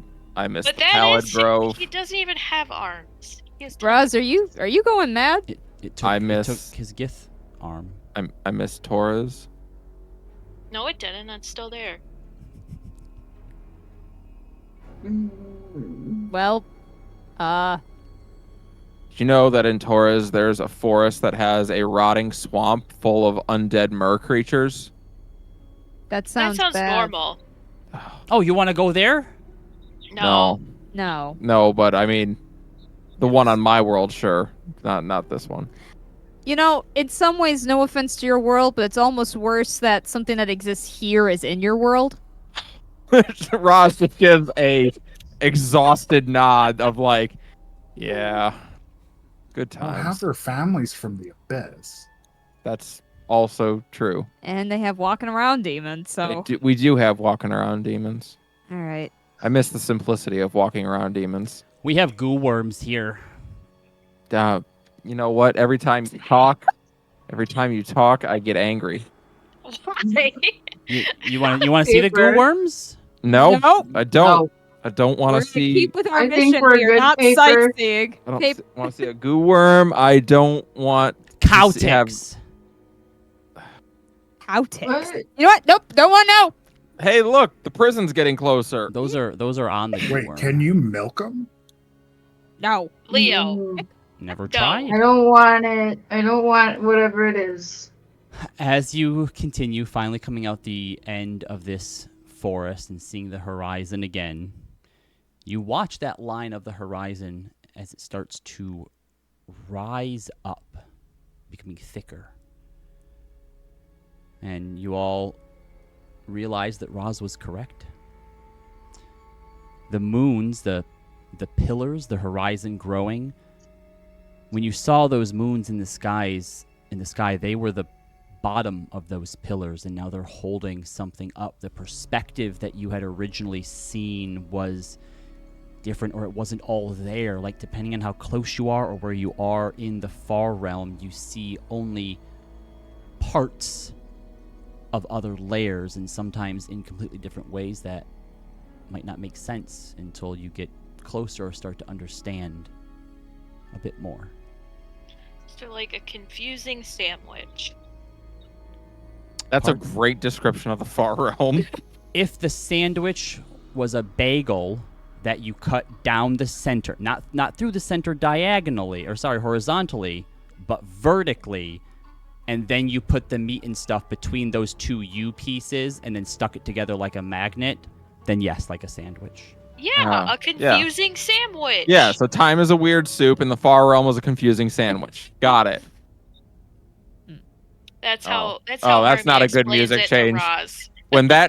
When that music change happens in one of my games, it's because something bad's about to happen. What, you don't like the Deathwalker's Ward? Well, my players certainly don't. As you come to the edge of what you believe to be the Crawling King's prison, it doesn't look like anything that you'd expect out of a god's holding cell. Standing at the precipice of this lair of the far realm, you can see it divided from where you are. You can see a clear distinction of where you currently are and where it begins. The ground a few feet in front of you changes from the sort of slushy, off-white mulch to just fine grains of sand like salt. The edge of this area goes beyond your vision to the horizon in both direction. Those pillars that are rising up out of nowhere are beyond your sight. Though you are here, you never got any closer to those pillars. They rise up out of nowhere, it seems. And your eyes follow them up, up, up, until you're almost looking directly up, your neck cranked all the way back. But there's no god there. Just a roiling storm with the occasional red lightning crackling in all directions and a dark cloud of churning matter. As you look out into this area, there's not much that catches your attention. It looks like leagues upon leagues of sand, just a vast desert of nothingness. But Zealous, your keen eyes catch sight of something amongst the shadowed sea of dust. You see a small speck that causes just the smallest little bump in the horizon. Something is out there.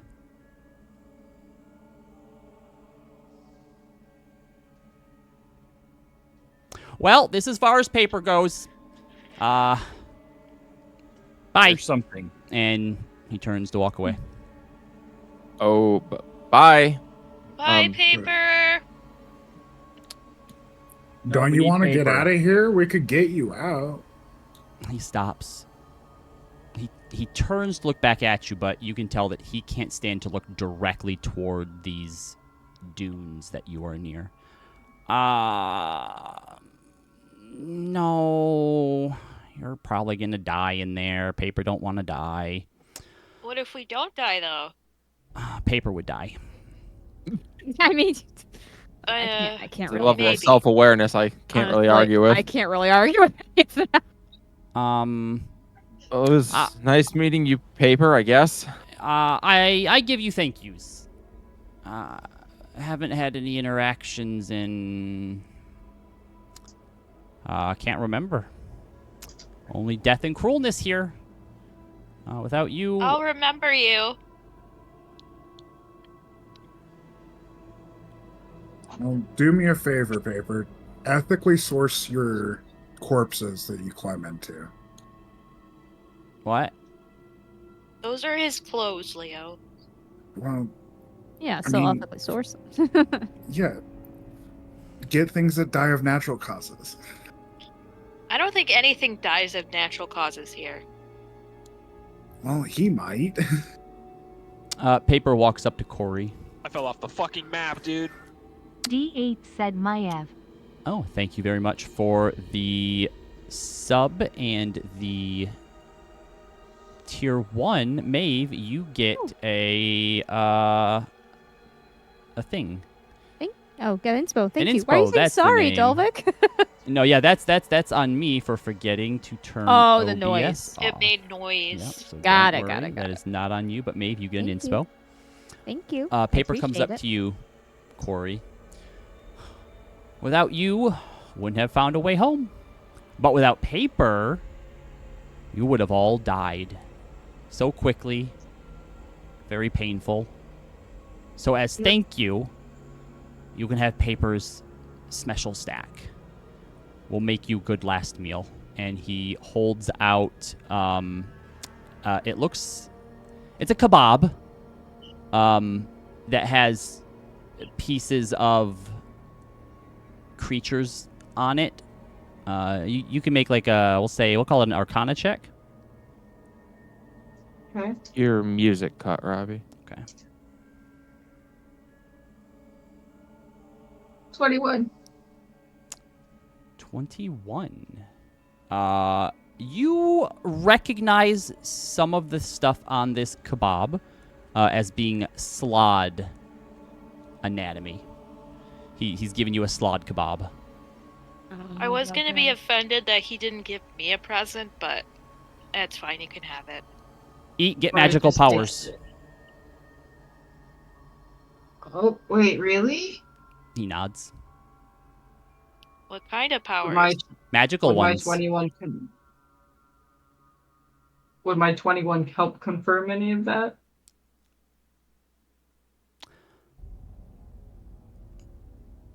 Things are weird in the far realm. And you, I think, would know from your time with Gil and some of the education you might have gotten from him as far as like magic stuff goes, that sometimes consuming, the flesh of certain monsters can, when prepared correctly, bestow some temporary enhancements on you.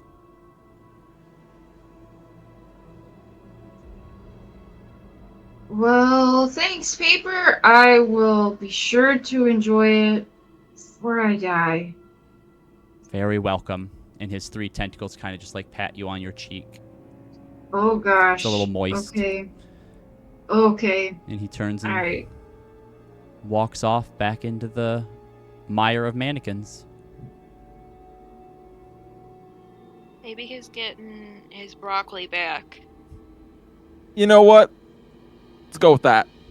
Okay. All right. I guess we're marching through the salt desert. Wait, it's Okay. salt? Well, the grains are fine particulate like salt, but I think it's sand. Zealous, you said you saw something? Yes. Way out in the distance there. What was it? Dot. Oh, okay. Maeve, before we go in, do you still have that orb that Which does orb? calm emotions? Yes, I do. Do you think that would help with the madness? I had considered using it when Corey went a little axe crazy. But so I don't know, but perhaps.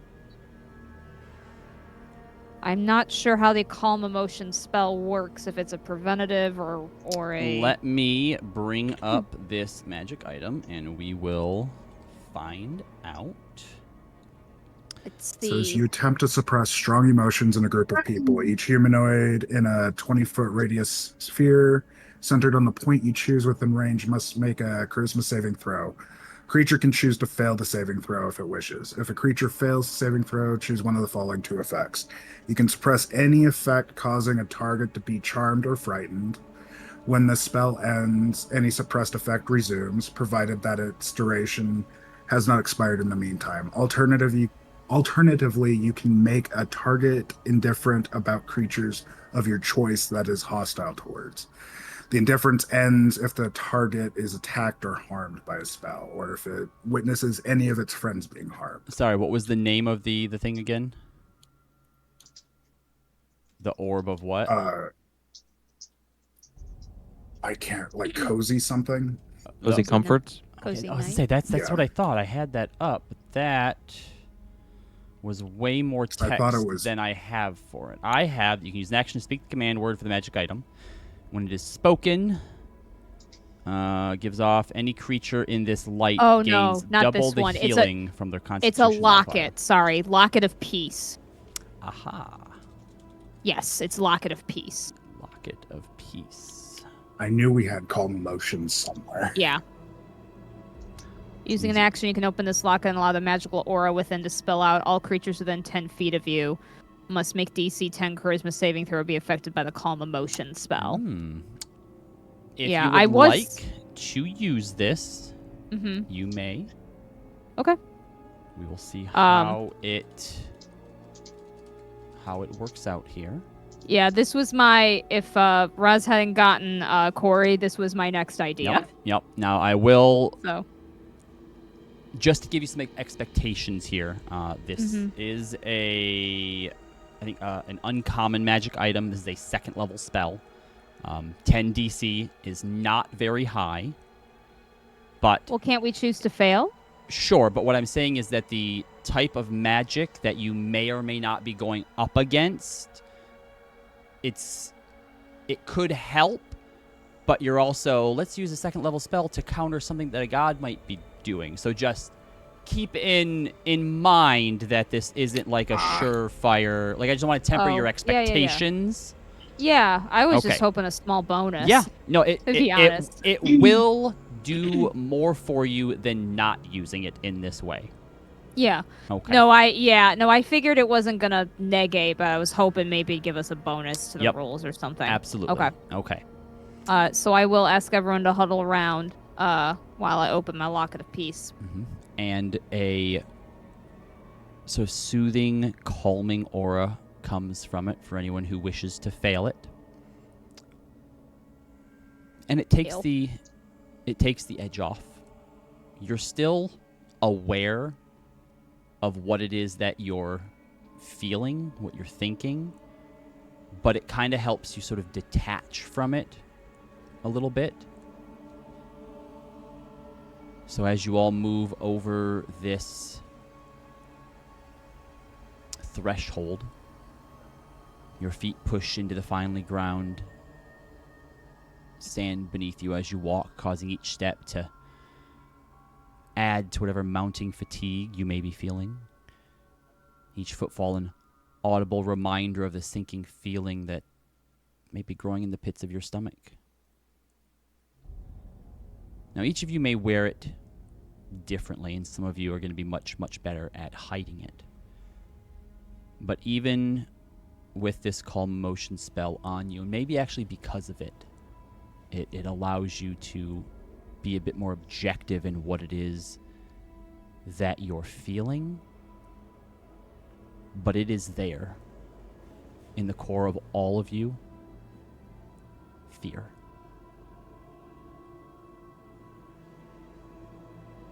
Maeve, as you begin to march through this vast plane of emptiness, what are you feeling? What are you thinking? What does she expect?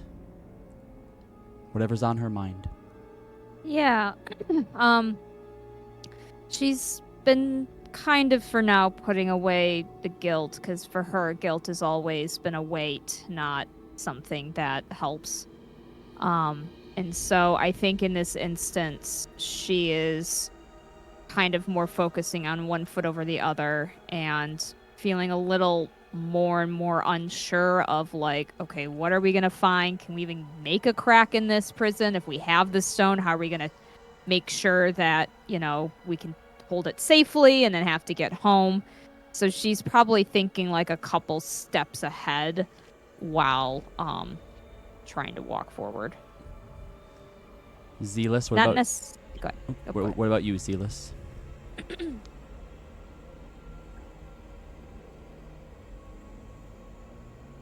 You chewing.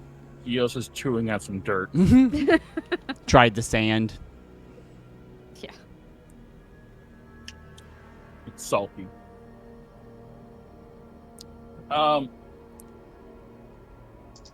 Zealous is still kind of reeling a bit from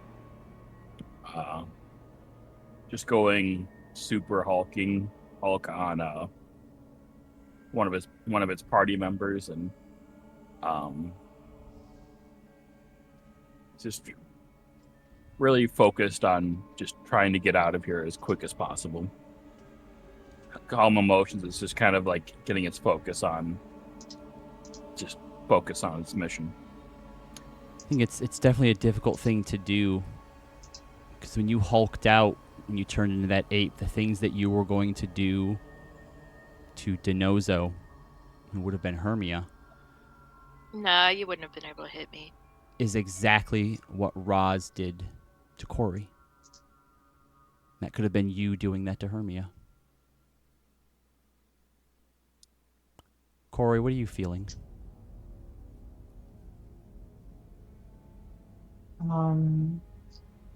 Corey is kind of reaching that numb, like, dissociative state of, like, okay, lots happened, and just it is almost like just robotically following the group, and isn't thinking of anything in particular.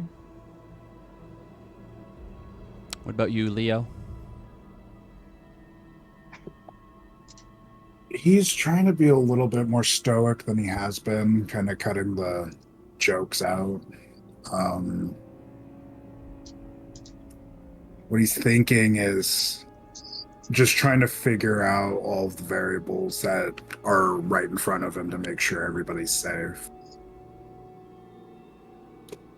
Other than that, he's just focused on the objective at this point. Hermia? Hermia, doesn't necessarily feel like a fear that something like we're gonna fail, but more like jittery energy, like when you're about to do something and it's like something that is like gonna make you like uncomfortable, but you can do it anyway. Like, oh, I'm gonna throw up, but let's just get this over with kind of feeling. And she knows like deep down that that our story doesn't end here, which kind of relieves like the pressure a little bit, but still like you want it to be a good story. Roz? She's angry because Radiant Sister is now stained with the blood of one of the people closest to her. This god here, this god is like the gods of her world, and she's got a lot of pent up anger and hatred beneath the surface that is itching to free itself.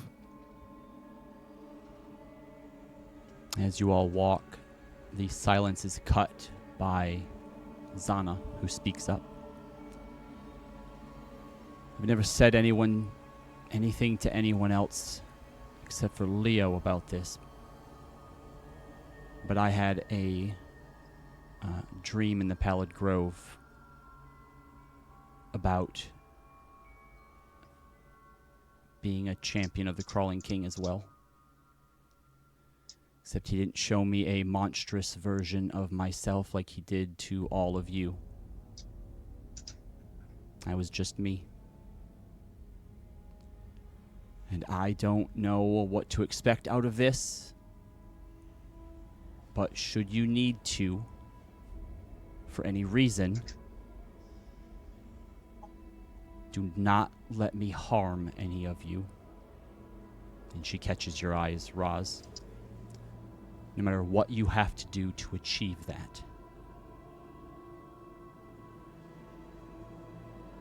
She nods. Your feet push into the finely ground matter as you walk. And eventually the rest of you can finally see what Zelis saw. A mound of sharp, solid material jutting up out of the ground, 10, 15 feet in the air. It's rocks or metal. It's hard to tell, this structure. It's about 30 feet wide. It looks like a terrifying art installation made of jagged metal, spear-like protrusions, and there are skeletal remains littering it. Some of them complete, others missing pieces, and near the top you can see a human man. His late 50s, maybe?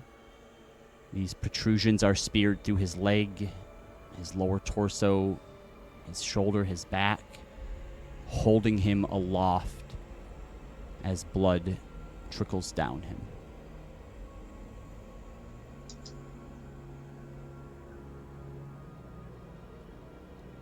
Does he still look alive? Hard to tell from this distance. So we just need like a piece of this place, right? Is this the Crawling King, or is this remind me of a different figure? Make a religion check.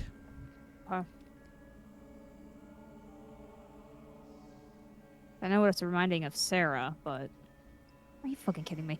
No. It's been my whole night. That's better. But it's hilarious. 25, a nat All right. 20. This Gotta respect the nat 20. you gotta. This Sorry for all the inspo spins. This man does not look anything like any of the iconography, any of the tales that you've ever heard of in any way. Mm-hmm. And when you look up towards him, there is a there's an odd feeling that you get. You're not sure where it comes from, how it manifested. You can't explain it.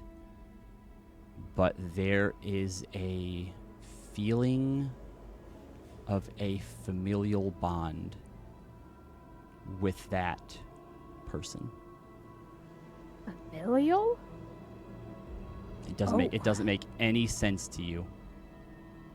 Okay. So this isn't the guy he turned mad. It is in a way similar to some of the complex feelings that you have for Chandra. You love her, she's your sister. But there's also a lot that she does that makes you feel feelings that aren't love towards her.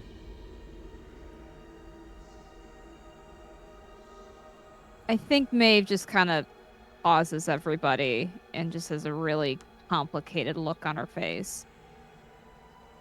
I don't know if this is...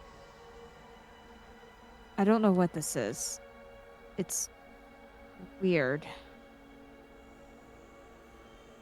Are we behind it, or like do we see a face? Yeah, you can, like, you're facing him, so you can, like, see him, but I'd say you're probably at this point maybe like 100 feet off. Okay. I'm not sure if this is the Crawling King. Perhaps. Could it Perhaps be not. one of his champions? Maybe. I feel... I don't even know how to explain this. It's like I'm looking at a family member I should know, but I don't. Oh. Not sure if it is family. It's just more of someone I should be caring about, but it's wrong. Okay. Well, I guess let's keep going and see if we can't find something that looks like a piece of a prison cell.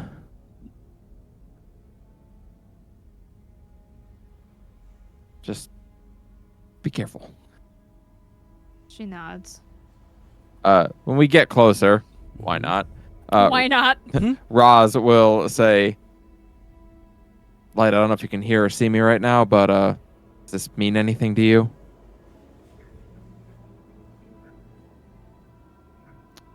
Just roll a d20 for me.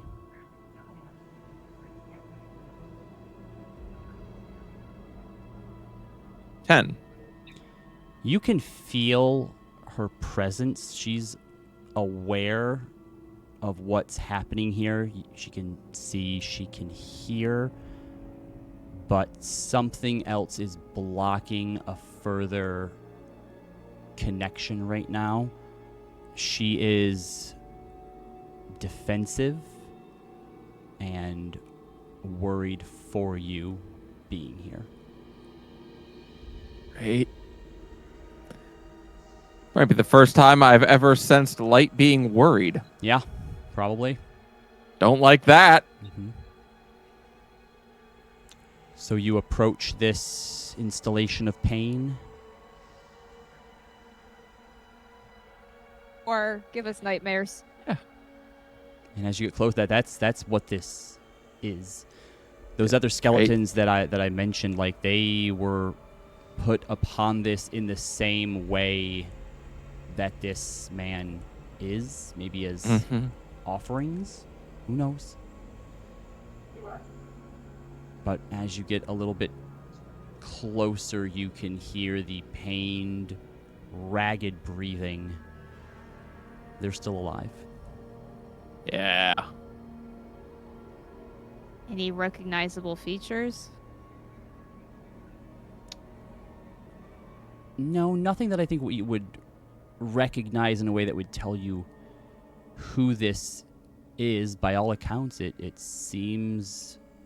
I mean, he's bruised, he's beaten, he's been tortured in some way. Is it a He's elf? human. He's human. Yeah. Human. Oh, okay. Never mind then. Can someone maybe do like a detect magic or something that lets us tell if there's anything around here that contains magical energy and might be a piece of a prison? I use my necklace thing. Yeah. This place is suffused in it. Great. Awesome. Yeah, there's magic everywhere. It's in Great. the air around you. Everything that you see up on this thing, and as that pulse goes off, you also just feel a shift in the air.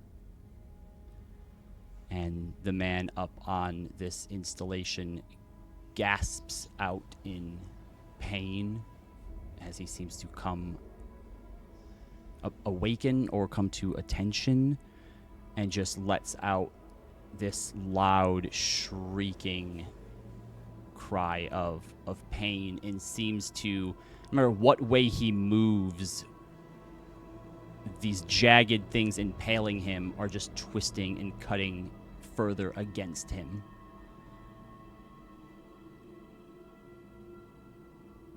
Yup. Okay. Let's get a rock, please. Look around for a rock. His eyes fall upon all of you. He seems confused. Is everyone else now getting the feeling that I was getting, or is it still just me? Still just you. Oh, okay. If anyone would like to roll anything, tell me what you would like to roll and what you're trying to Can ascertain, I do suppose. something for the first time? Yeah. Oh. I would like to use my observation skill and determine... Where is it? Damn it. I hate D&D Beyond sometimes. I know, it's hard to find anything. Probably your features and traits. Yeah.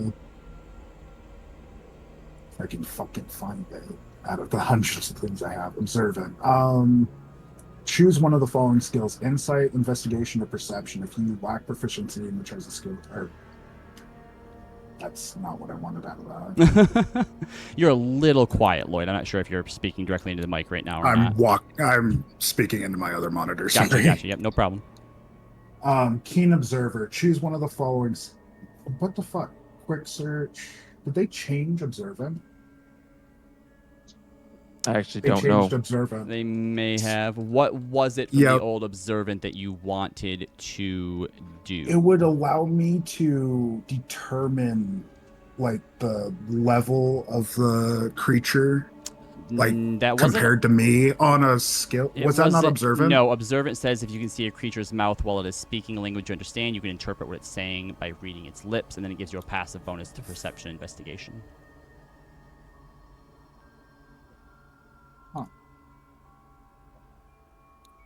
There was a skill like that gave me like lip reading that I was able to like watch and look at a creature. I can't remember.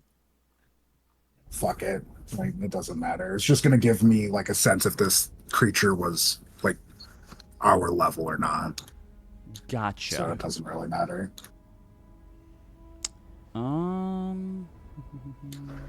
Insightful manipulator. Ah, yes. Spend at least 1 minute observing or interacting with another creature. You can... So you get to choose intelligence score, wisdom, charisma, or class level, and then I can tell you if the creature is your equal, superior, or inferior in regards to 4 of those. I will say that you haven't observed much of it yet or interacted with it, since he's mostly just been propped up there. But if you were to speak with him and actually interact with him a bit, then you could attempt, then you could use that. But as he kind of sees all of you as you get closer and begin to kind of like start looking around for something. He just kind of looks down at all of you with confusion as he continues to just kind of shriek in pain, turning to see you more. Who's there? Who are you? Why are you here?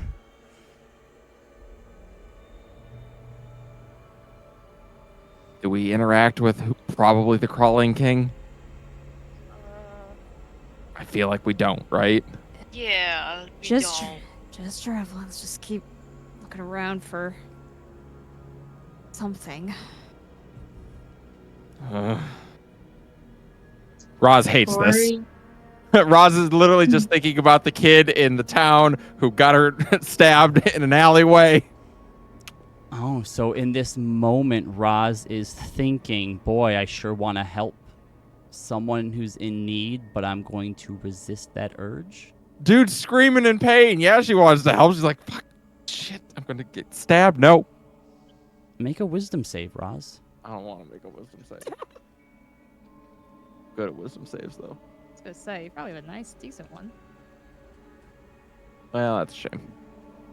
Do you want to use inspo? Nope. Okay.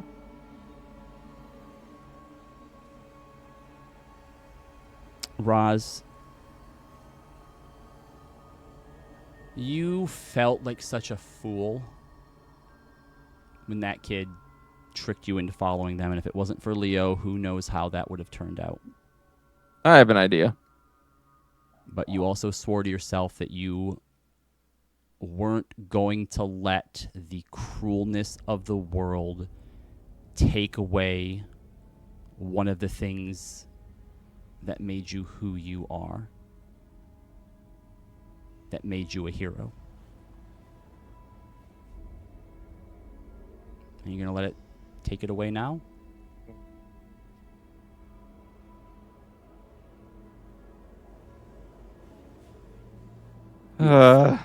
I'm sorry, everyone.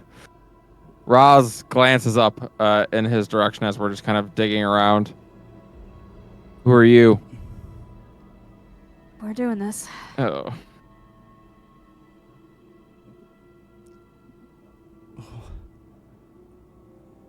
He kind of seems to sort of be looking inward, like he's trying to find those answers himself. Harding. They called me. I don't know. Why are you here? Harding? Harding. said? Mm-hmm. Do I know that name? Does it mean anything to you? It's Does nothing to anybody me. know that name? Nope. Roz approaches.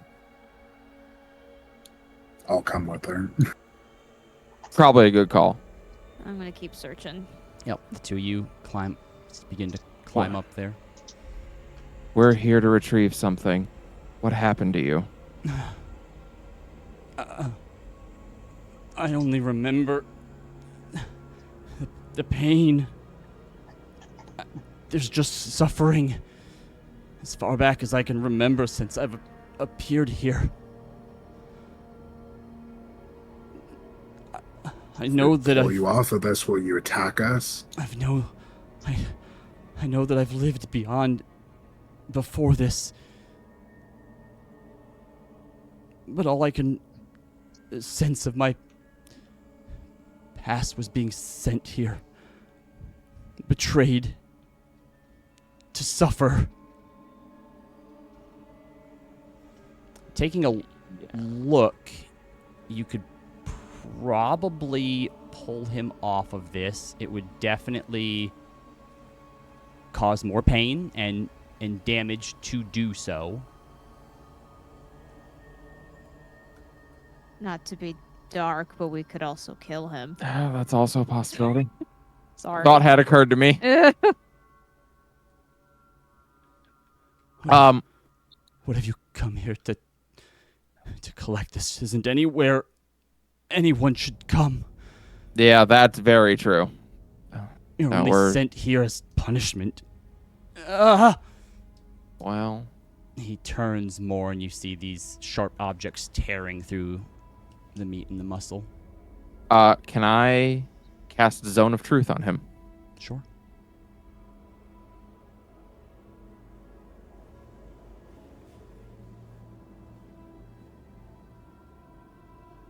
The save is 19 charisma.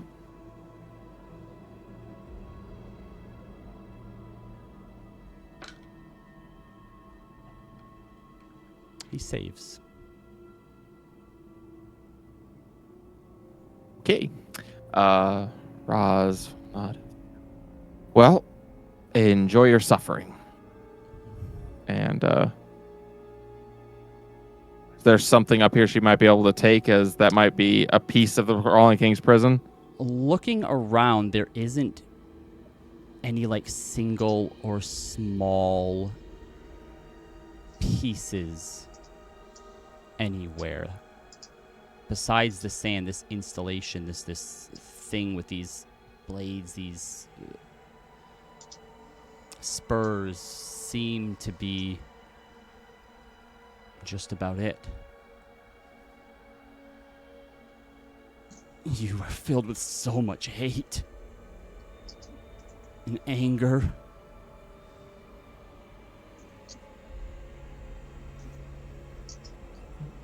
She kind of stops and glances at him. Yeah. Yeah, I am. But you're one of her followers. Yes. Yes, I am. Then why?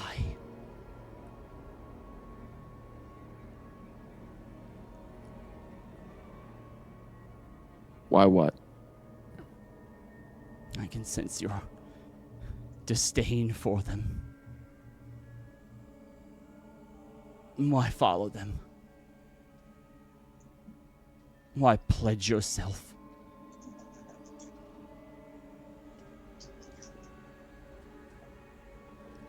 Roz kneels down next to him and looks at him. He's kind of like up, so you can see him. Oh, like, so he's like, up, okay. like face to face. Yeah. Yeah, she looks at him face to face. I asked myself that for a very long time. She shows me that there can be a path. She reminds me that my future is mine to make. So I spread her word and her message, and I trust her to guide my sword. But I why? choose to put aside my hate. But you don't, do you?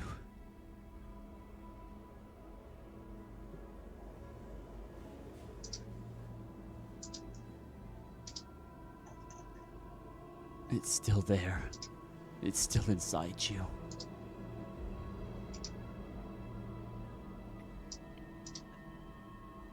If I could just make it vanish, well, there wouldn't be any challenge in that, would there?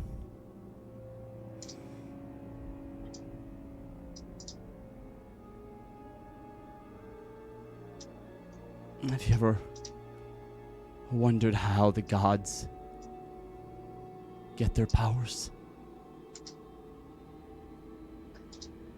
I presume from faith.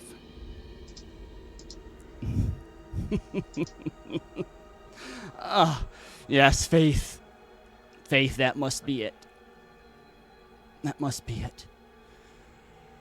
And what about the betrayed gods? How do they keep theirs? Probably just staying. If it's faith, if it's prayer, then how is it that they are so equally matched to the other deities, the good aligned ones, with far more followers? They're vilified by the mortals Our siblings branded as evil, why would anyone pray to them? Where would the power come from to wage war? To match forces with the infallible prime deities?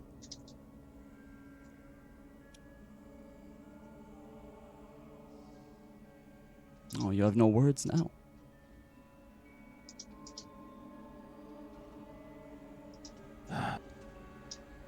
It's you.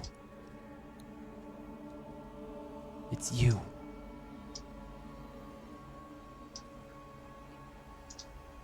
You all give them strength. All of you have prayed to me. He looks to you, Leo. Growing up amongst the criminals, feeling trapped, like there's no way out, no place to go. Forcing yourself, his eyes move to you, Corey, to live on the streets, to eat scraps, feel the cold sting of the night air, thinking this is exactly what a monster deserves. Looks to Zana. Remembering every second of pain and harm caused, regardless of the ends you wrought, that pain. And those memories torture you in every quiet moment you have. To Hermia, you're helpless, feeling, focusing on your own inadequacies, tethered to them day in, day out, chained by them to a life of disappointment. Or a feeling of imprisonment. You feel his eyes on you, Zealous. When you can't even help your own family. Watching helplessly as they die by your very hands. The hands of an executioner. Looks back to you, Roz. And every single time you doubt yourself, every imagined insult for failing, the guilt you burden yourself with, the regret that you're chained to. His eyes drift back to you, Maeve. You don't even realize it, do you? Mortals are slaves to their own twisted desires. They are tortured from birth to death by their own machinations and imprisoned within their own self-wrought constructs of doubt, fear, and guilt. Your very nature sustains me. Mortal kind has sullied and perverted the tenets of my domain. Putting chains on each other, forcing labor or worse upon their own kind. It's disgusting. It is unnatural. No other creature or living entity has done to their kind what mortals do to one another. No, that isn't my domain. Becoming slaves to yourself. Making your own prisons. The way you torture your own hearts and souls. You're more a follower of mine than any of my siblings.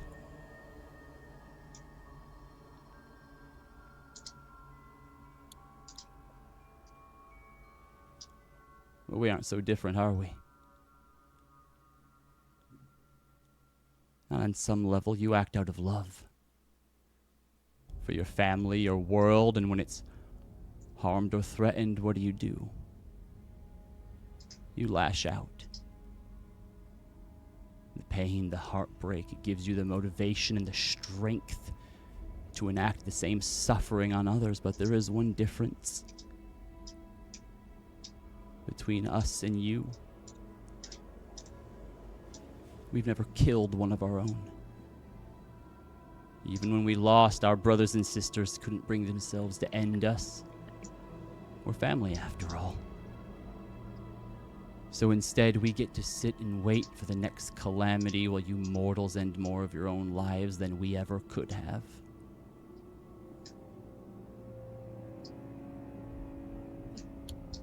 There's something you're missing here, Crawling King. We're not on a journey to just save our own lives, the lives that we love. We're here to save your world from your creator. This is just a stepping stone to that. Don't forget that. You go wisdom saving throw, Leo.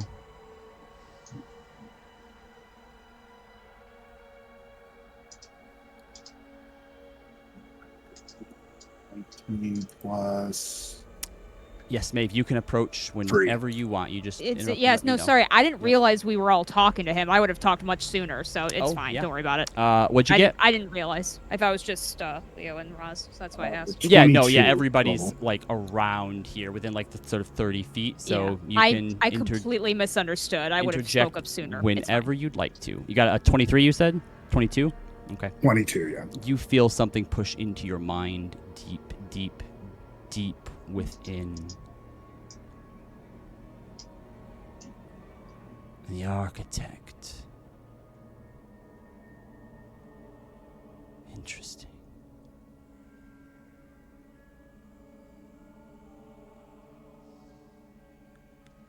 I didn't realize what I was doing to your...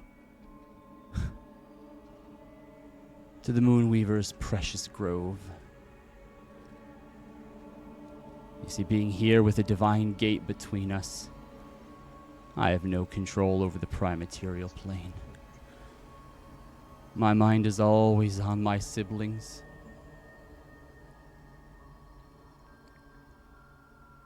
I just dwell on it, remembering their cherished mortals. And the influence that I may have exerted on your world was subconscious, unintentional. A byproduct of my loathing and my love, spreading like a virus through a marketplace off of a single breath.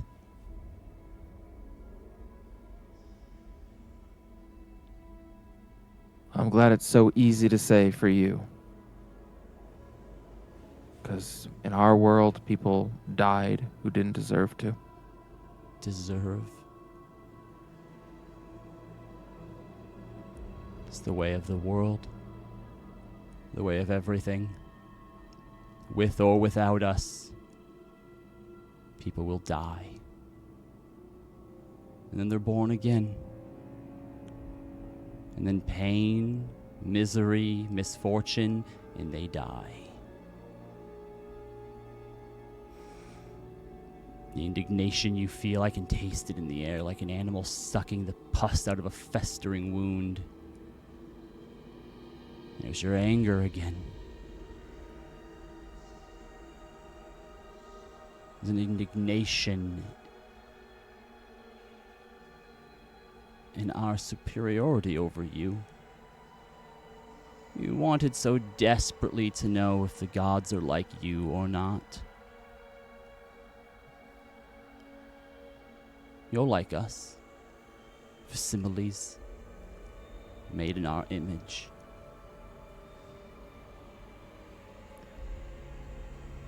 I'm very sorry that your siblings didn't have the courage to kill you. It would have been kinder. Love is what you're seeing. No. I loved my sister, but I was willing to kill her. Then you Cowardice is what didn't. I'm seeing. The characteristics that you see in us that we pass down to you. And Just fragments, fractions. You're not even capable of knowing real love, are you?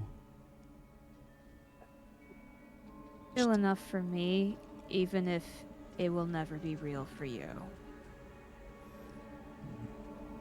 We found you. Excellent.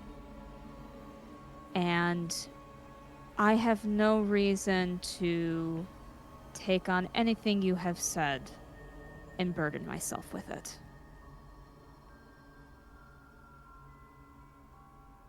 Shall we? Yes, let's. I'm actually grateful to all of you. It's been a very, very long time since I've had so many of my siblings all gathered in one place. I can feel them. Even if it's just the smallest fragments, I can still feel them within each of you. Well, as we're fond of saying, we are the second chances and we aim to please. It's an incredible thing to see such a group of mortals, even with your disdain for the divine, watched over. This threat of the architect must truly frighten them. Count yourself lucky that they aren't here to stop it as they normally would. Does he mean that the gods aren't here to stop it as they would? Is that what he's implying? Mm-hmm. Seems to be.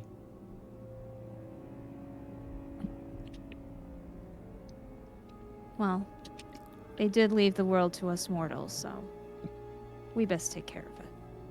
Oh. And you guys left a lot of trash for us to clean up. I just realized. What? How do you imprison a god?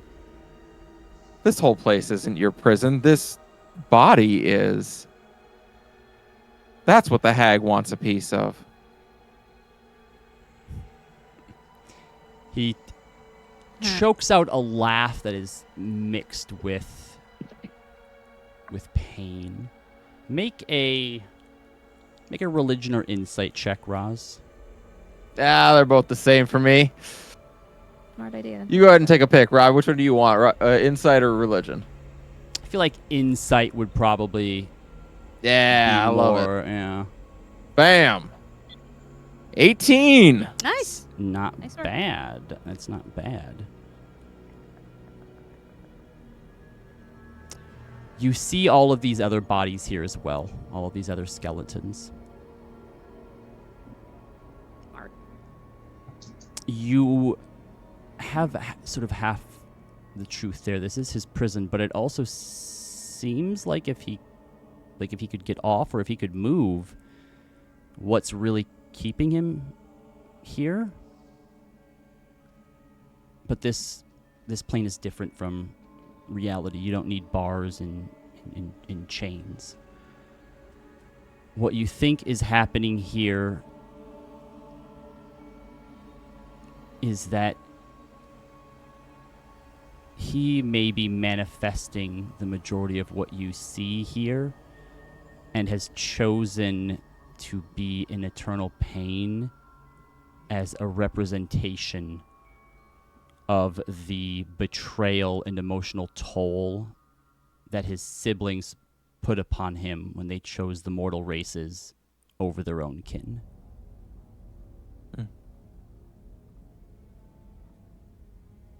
Right, so what I was feeling was more of like what Sehanine was feeling. You felt her love for her brother, but also disdain. That makes sense. Okay. We were connected. Anyway. If my siblings believe in you so, then who am I to stand in your way? After all, we are family. But they haven't always been the best judge of character, nor do they make the best decisions. So if you need a piece of my prison to take back to a hag, the folly of mortals repeats. But by all means, if you're as powerful as you think you are, then earn your lives. The storm above you begins to change. Ooh. On that line. Yeah? I'd like to spend 100 inspiration to punch him in the nose. Yeah, sure. Roll for me just to see what your total is. If you roll a 1, I swear to fucking God. If you roll a 1, I will Well, make you maybe- confirm it, and if you roll 2 1s, your inspiration is wasted. I mean, that's actually fair. Okay. I got a 17. 17. Okay. So I got 117. Oh, hold on. Add your proficiency bonus and your strength to it. I did. It did. I Oh, did. okay. Yeah. It did. Perfect. Yeah, that's what my strength. I rolled 117. All right. So you want to punch him in the nose, I assume, right? Yep. All right. God. So yeah, you. He said punch- earn our lives, and fuck that. You punch him right in the face, and on a 117, it caves in, and the back of his skull explodes, and brain matter just splatters onto the ground. Oh, scoop some of that up. What? No! And the it's storm part of his above prison. you begins to change. The intensity of it shifts and deepens, and the lightning grows as it begins to streak across the sky, but is bound up there by some invisible force. You begin to see something within these murky clouds. You see a long, endless, twisting, ever slithering entity that pushes against the invisible barrier. The dark sky starts to clear, and you can now see what the pillars are holding above you. As far as the eyes can see, the sky is filled with the pale, endless, snake-like body of a divinely terrible being. Its body is covered in festering wounds, burned sores, and all manners of grasping hands and flailing arms. It gyrates and slams itself against this barrier, causing the air and ground around you to shake. The center of the storm above you, you see the body of the crawling king's true form start to make room and open up a dark pit in the sky. And all at once, an impossibly large void hits the sky and is quickly filled with millions of razor-sharp teeth spinning in every direction, shattering themselves, shearing clean off of pale flesh as shards of this god begin to fall towards you. And we'll pick up there next week. Hey, we never made up a plan of how we're leaving, did we? Robbie told me to stop stressing about that. He said there's gonna be a way to leave because he got tired of me asking him questions about it. Okay. Because we about to take one of those pieces and run.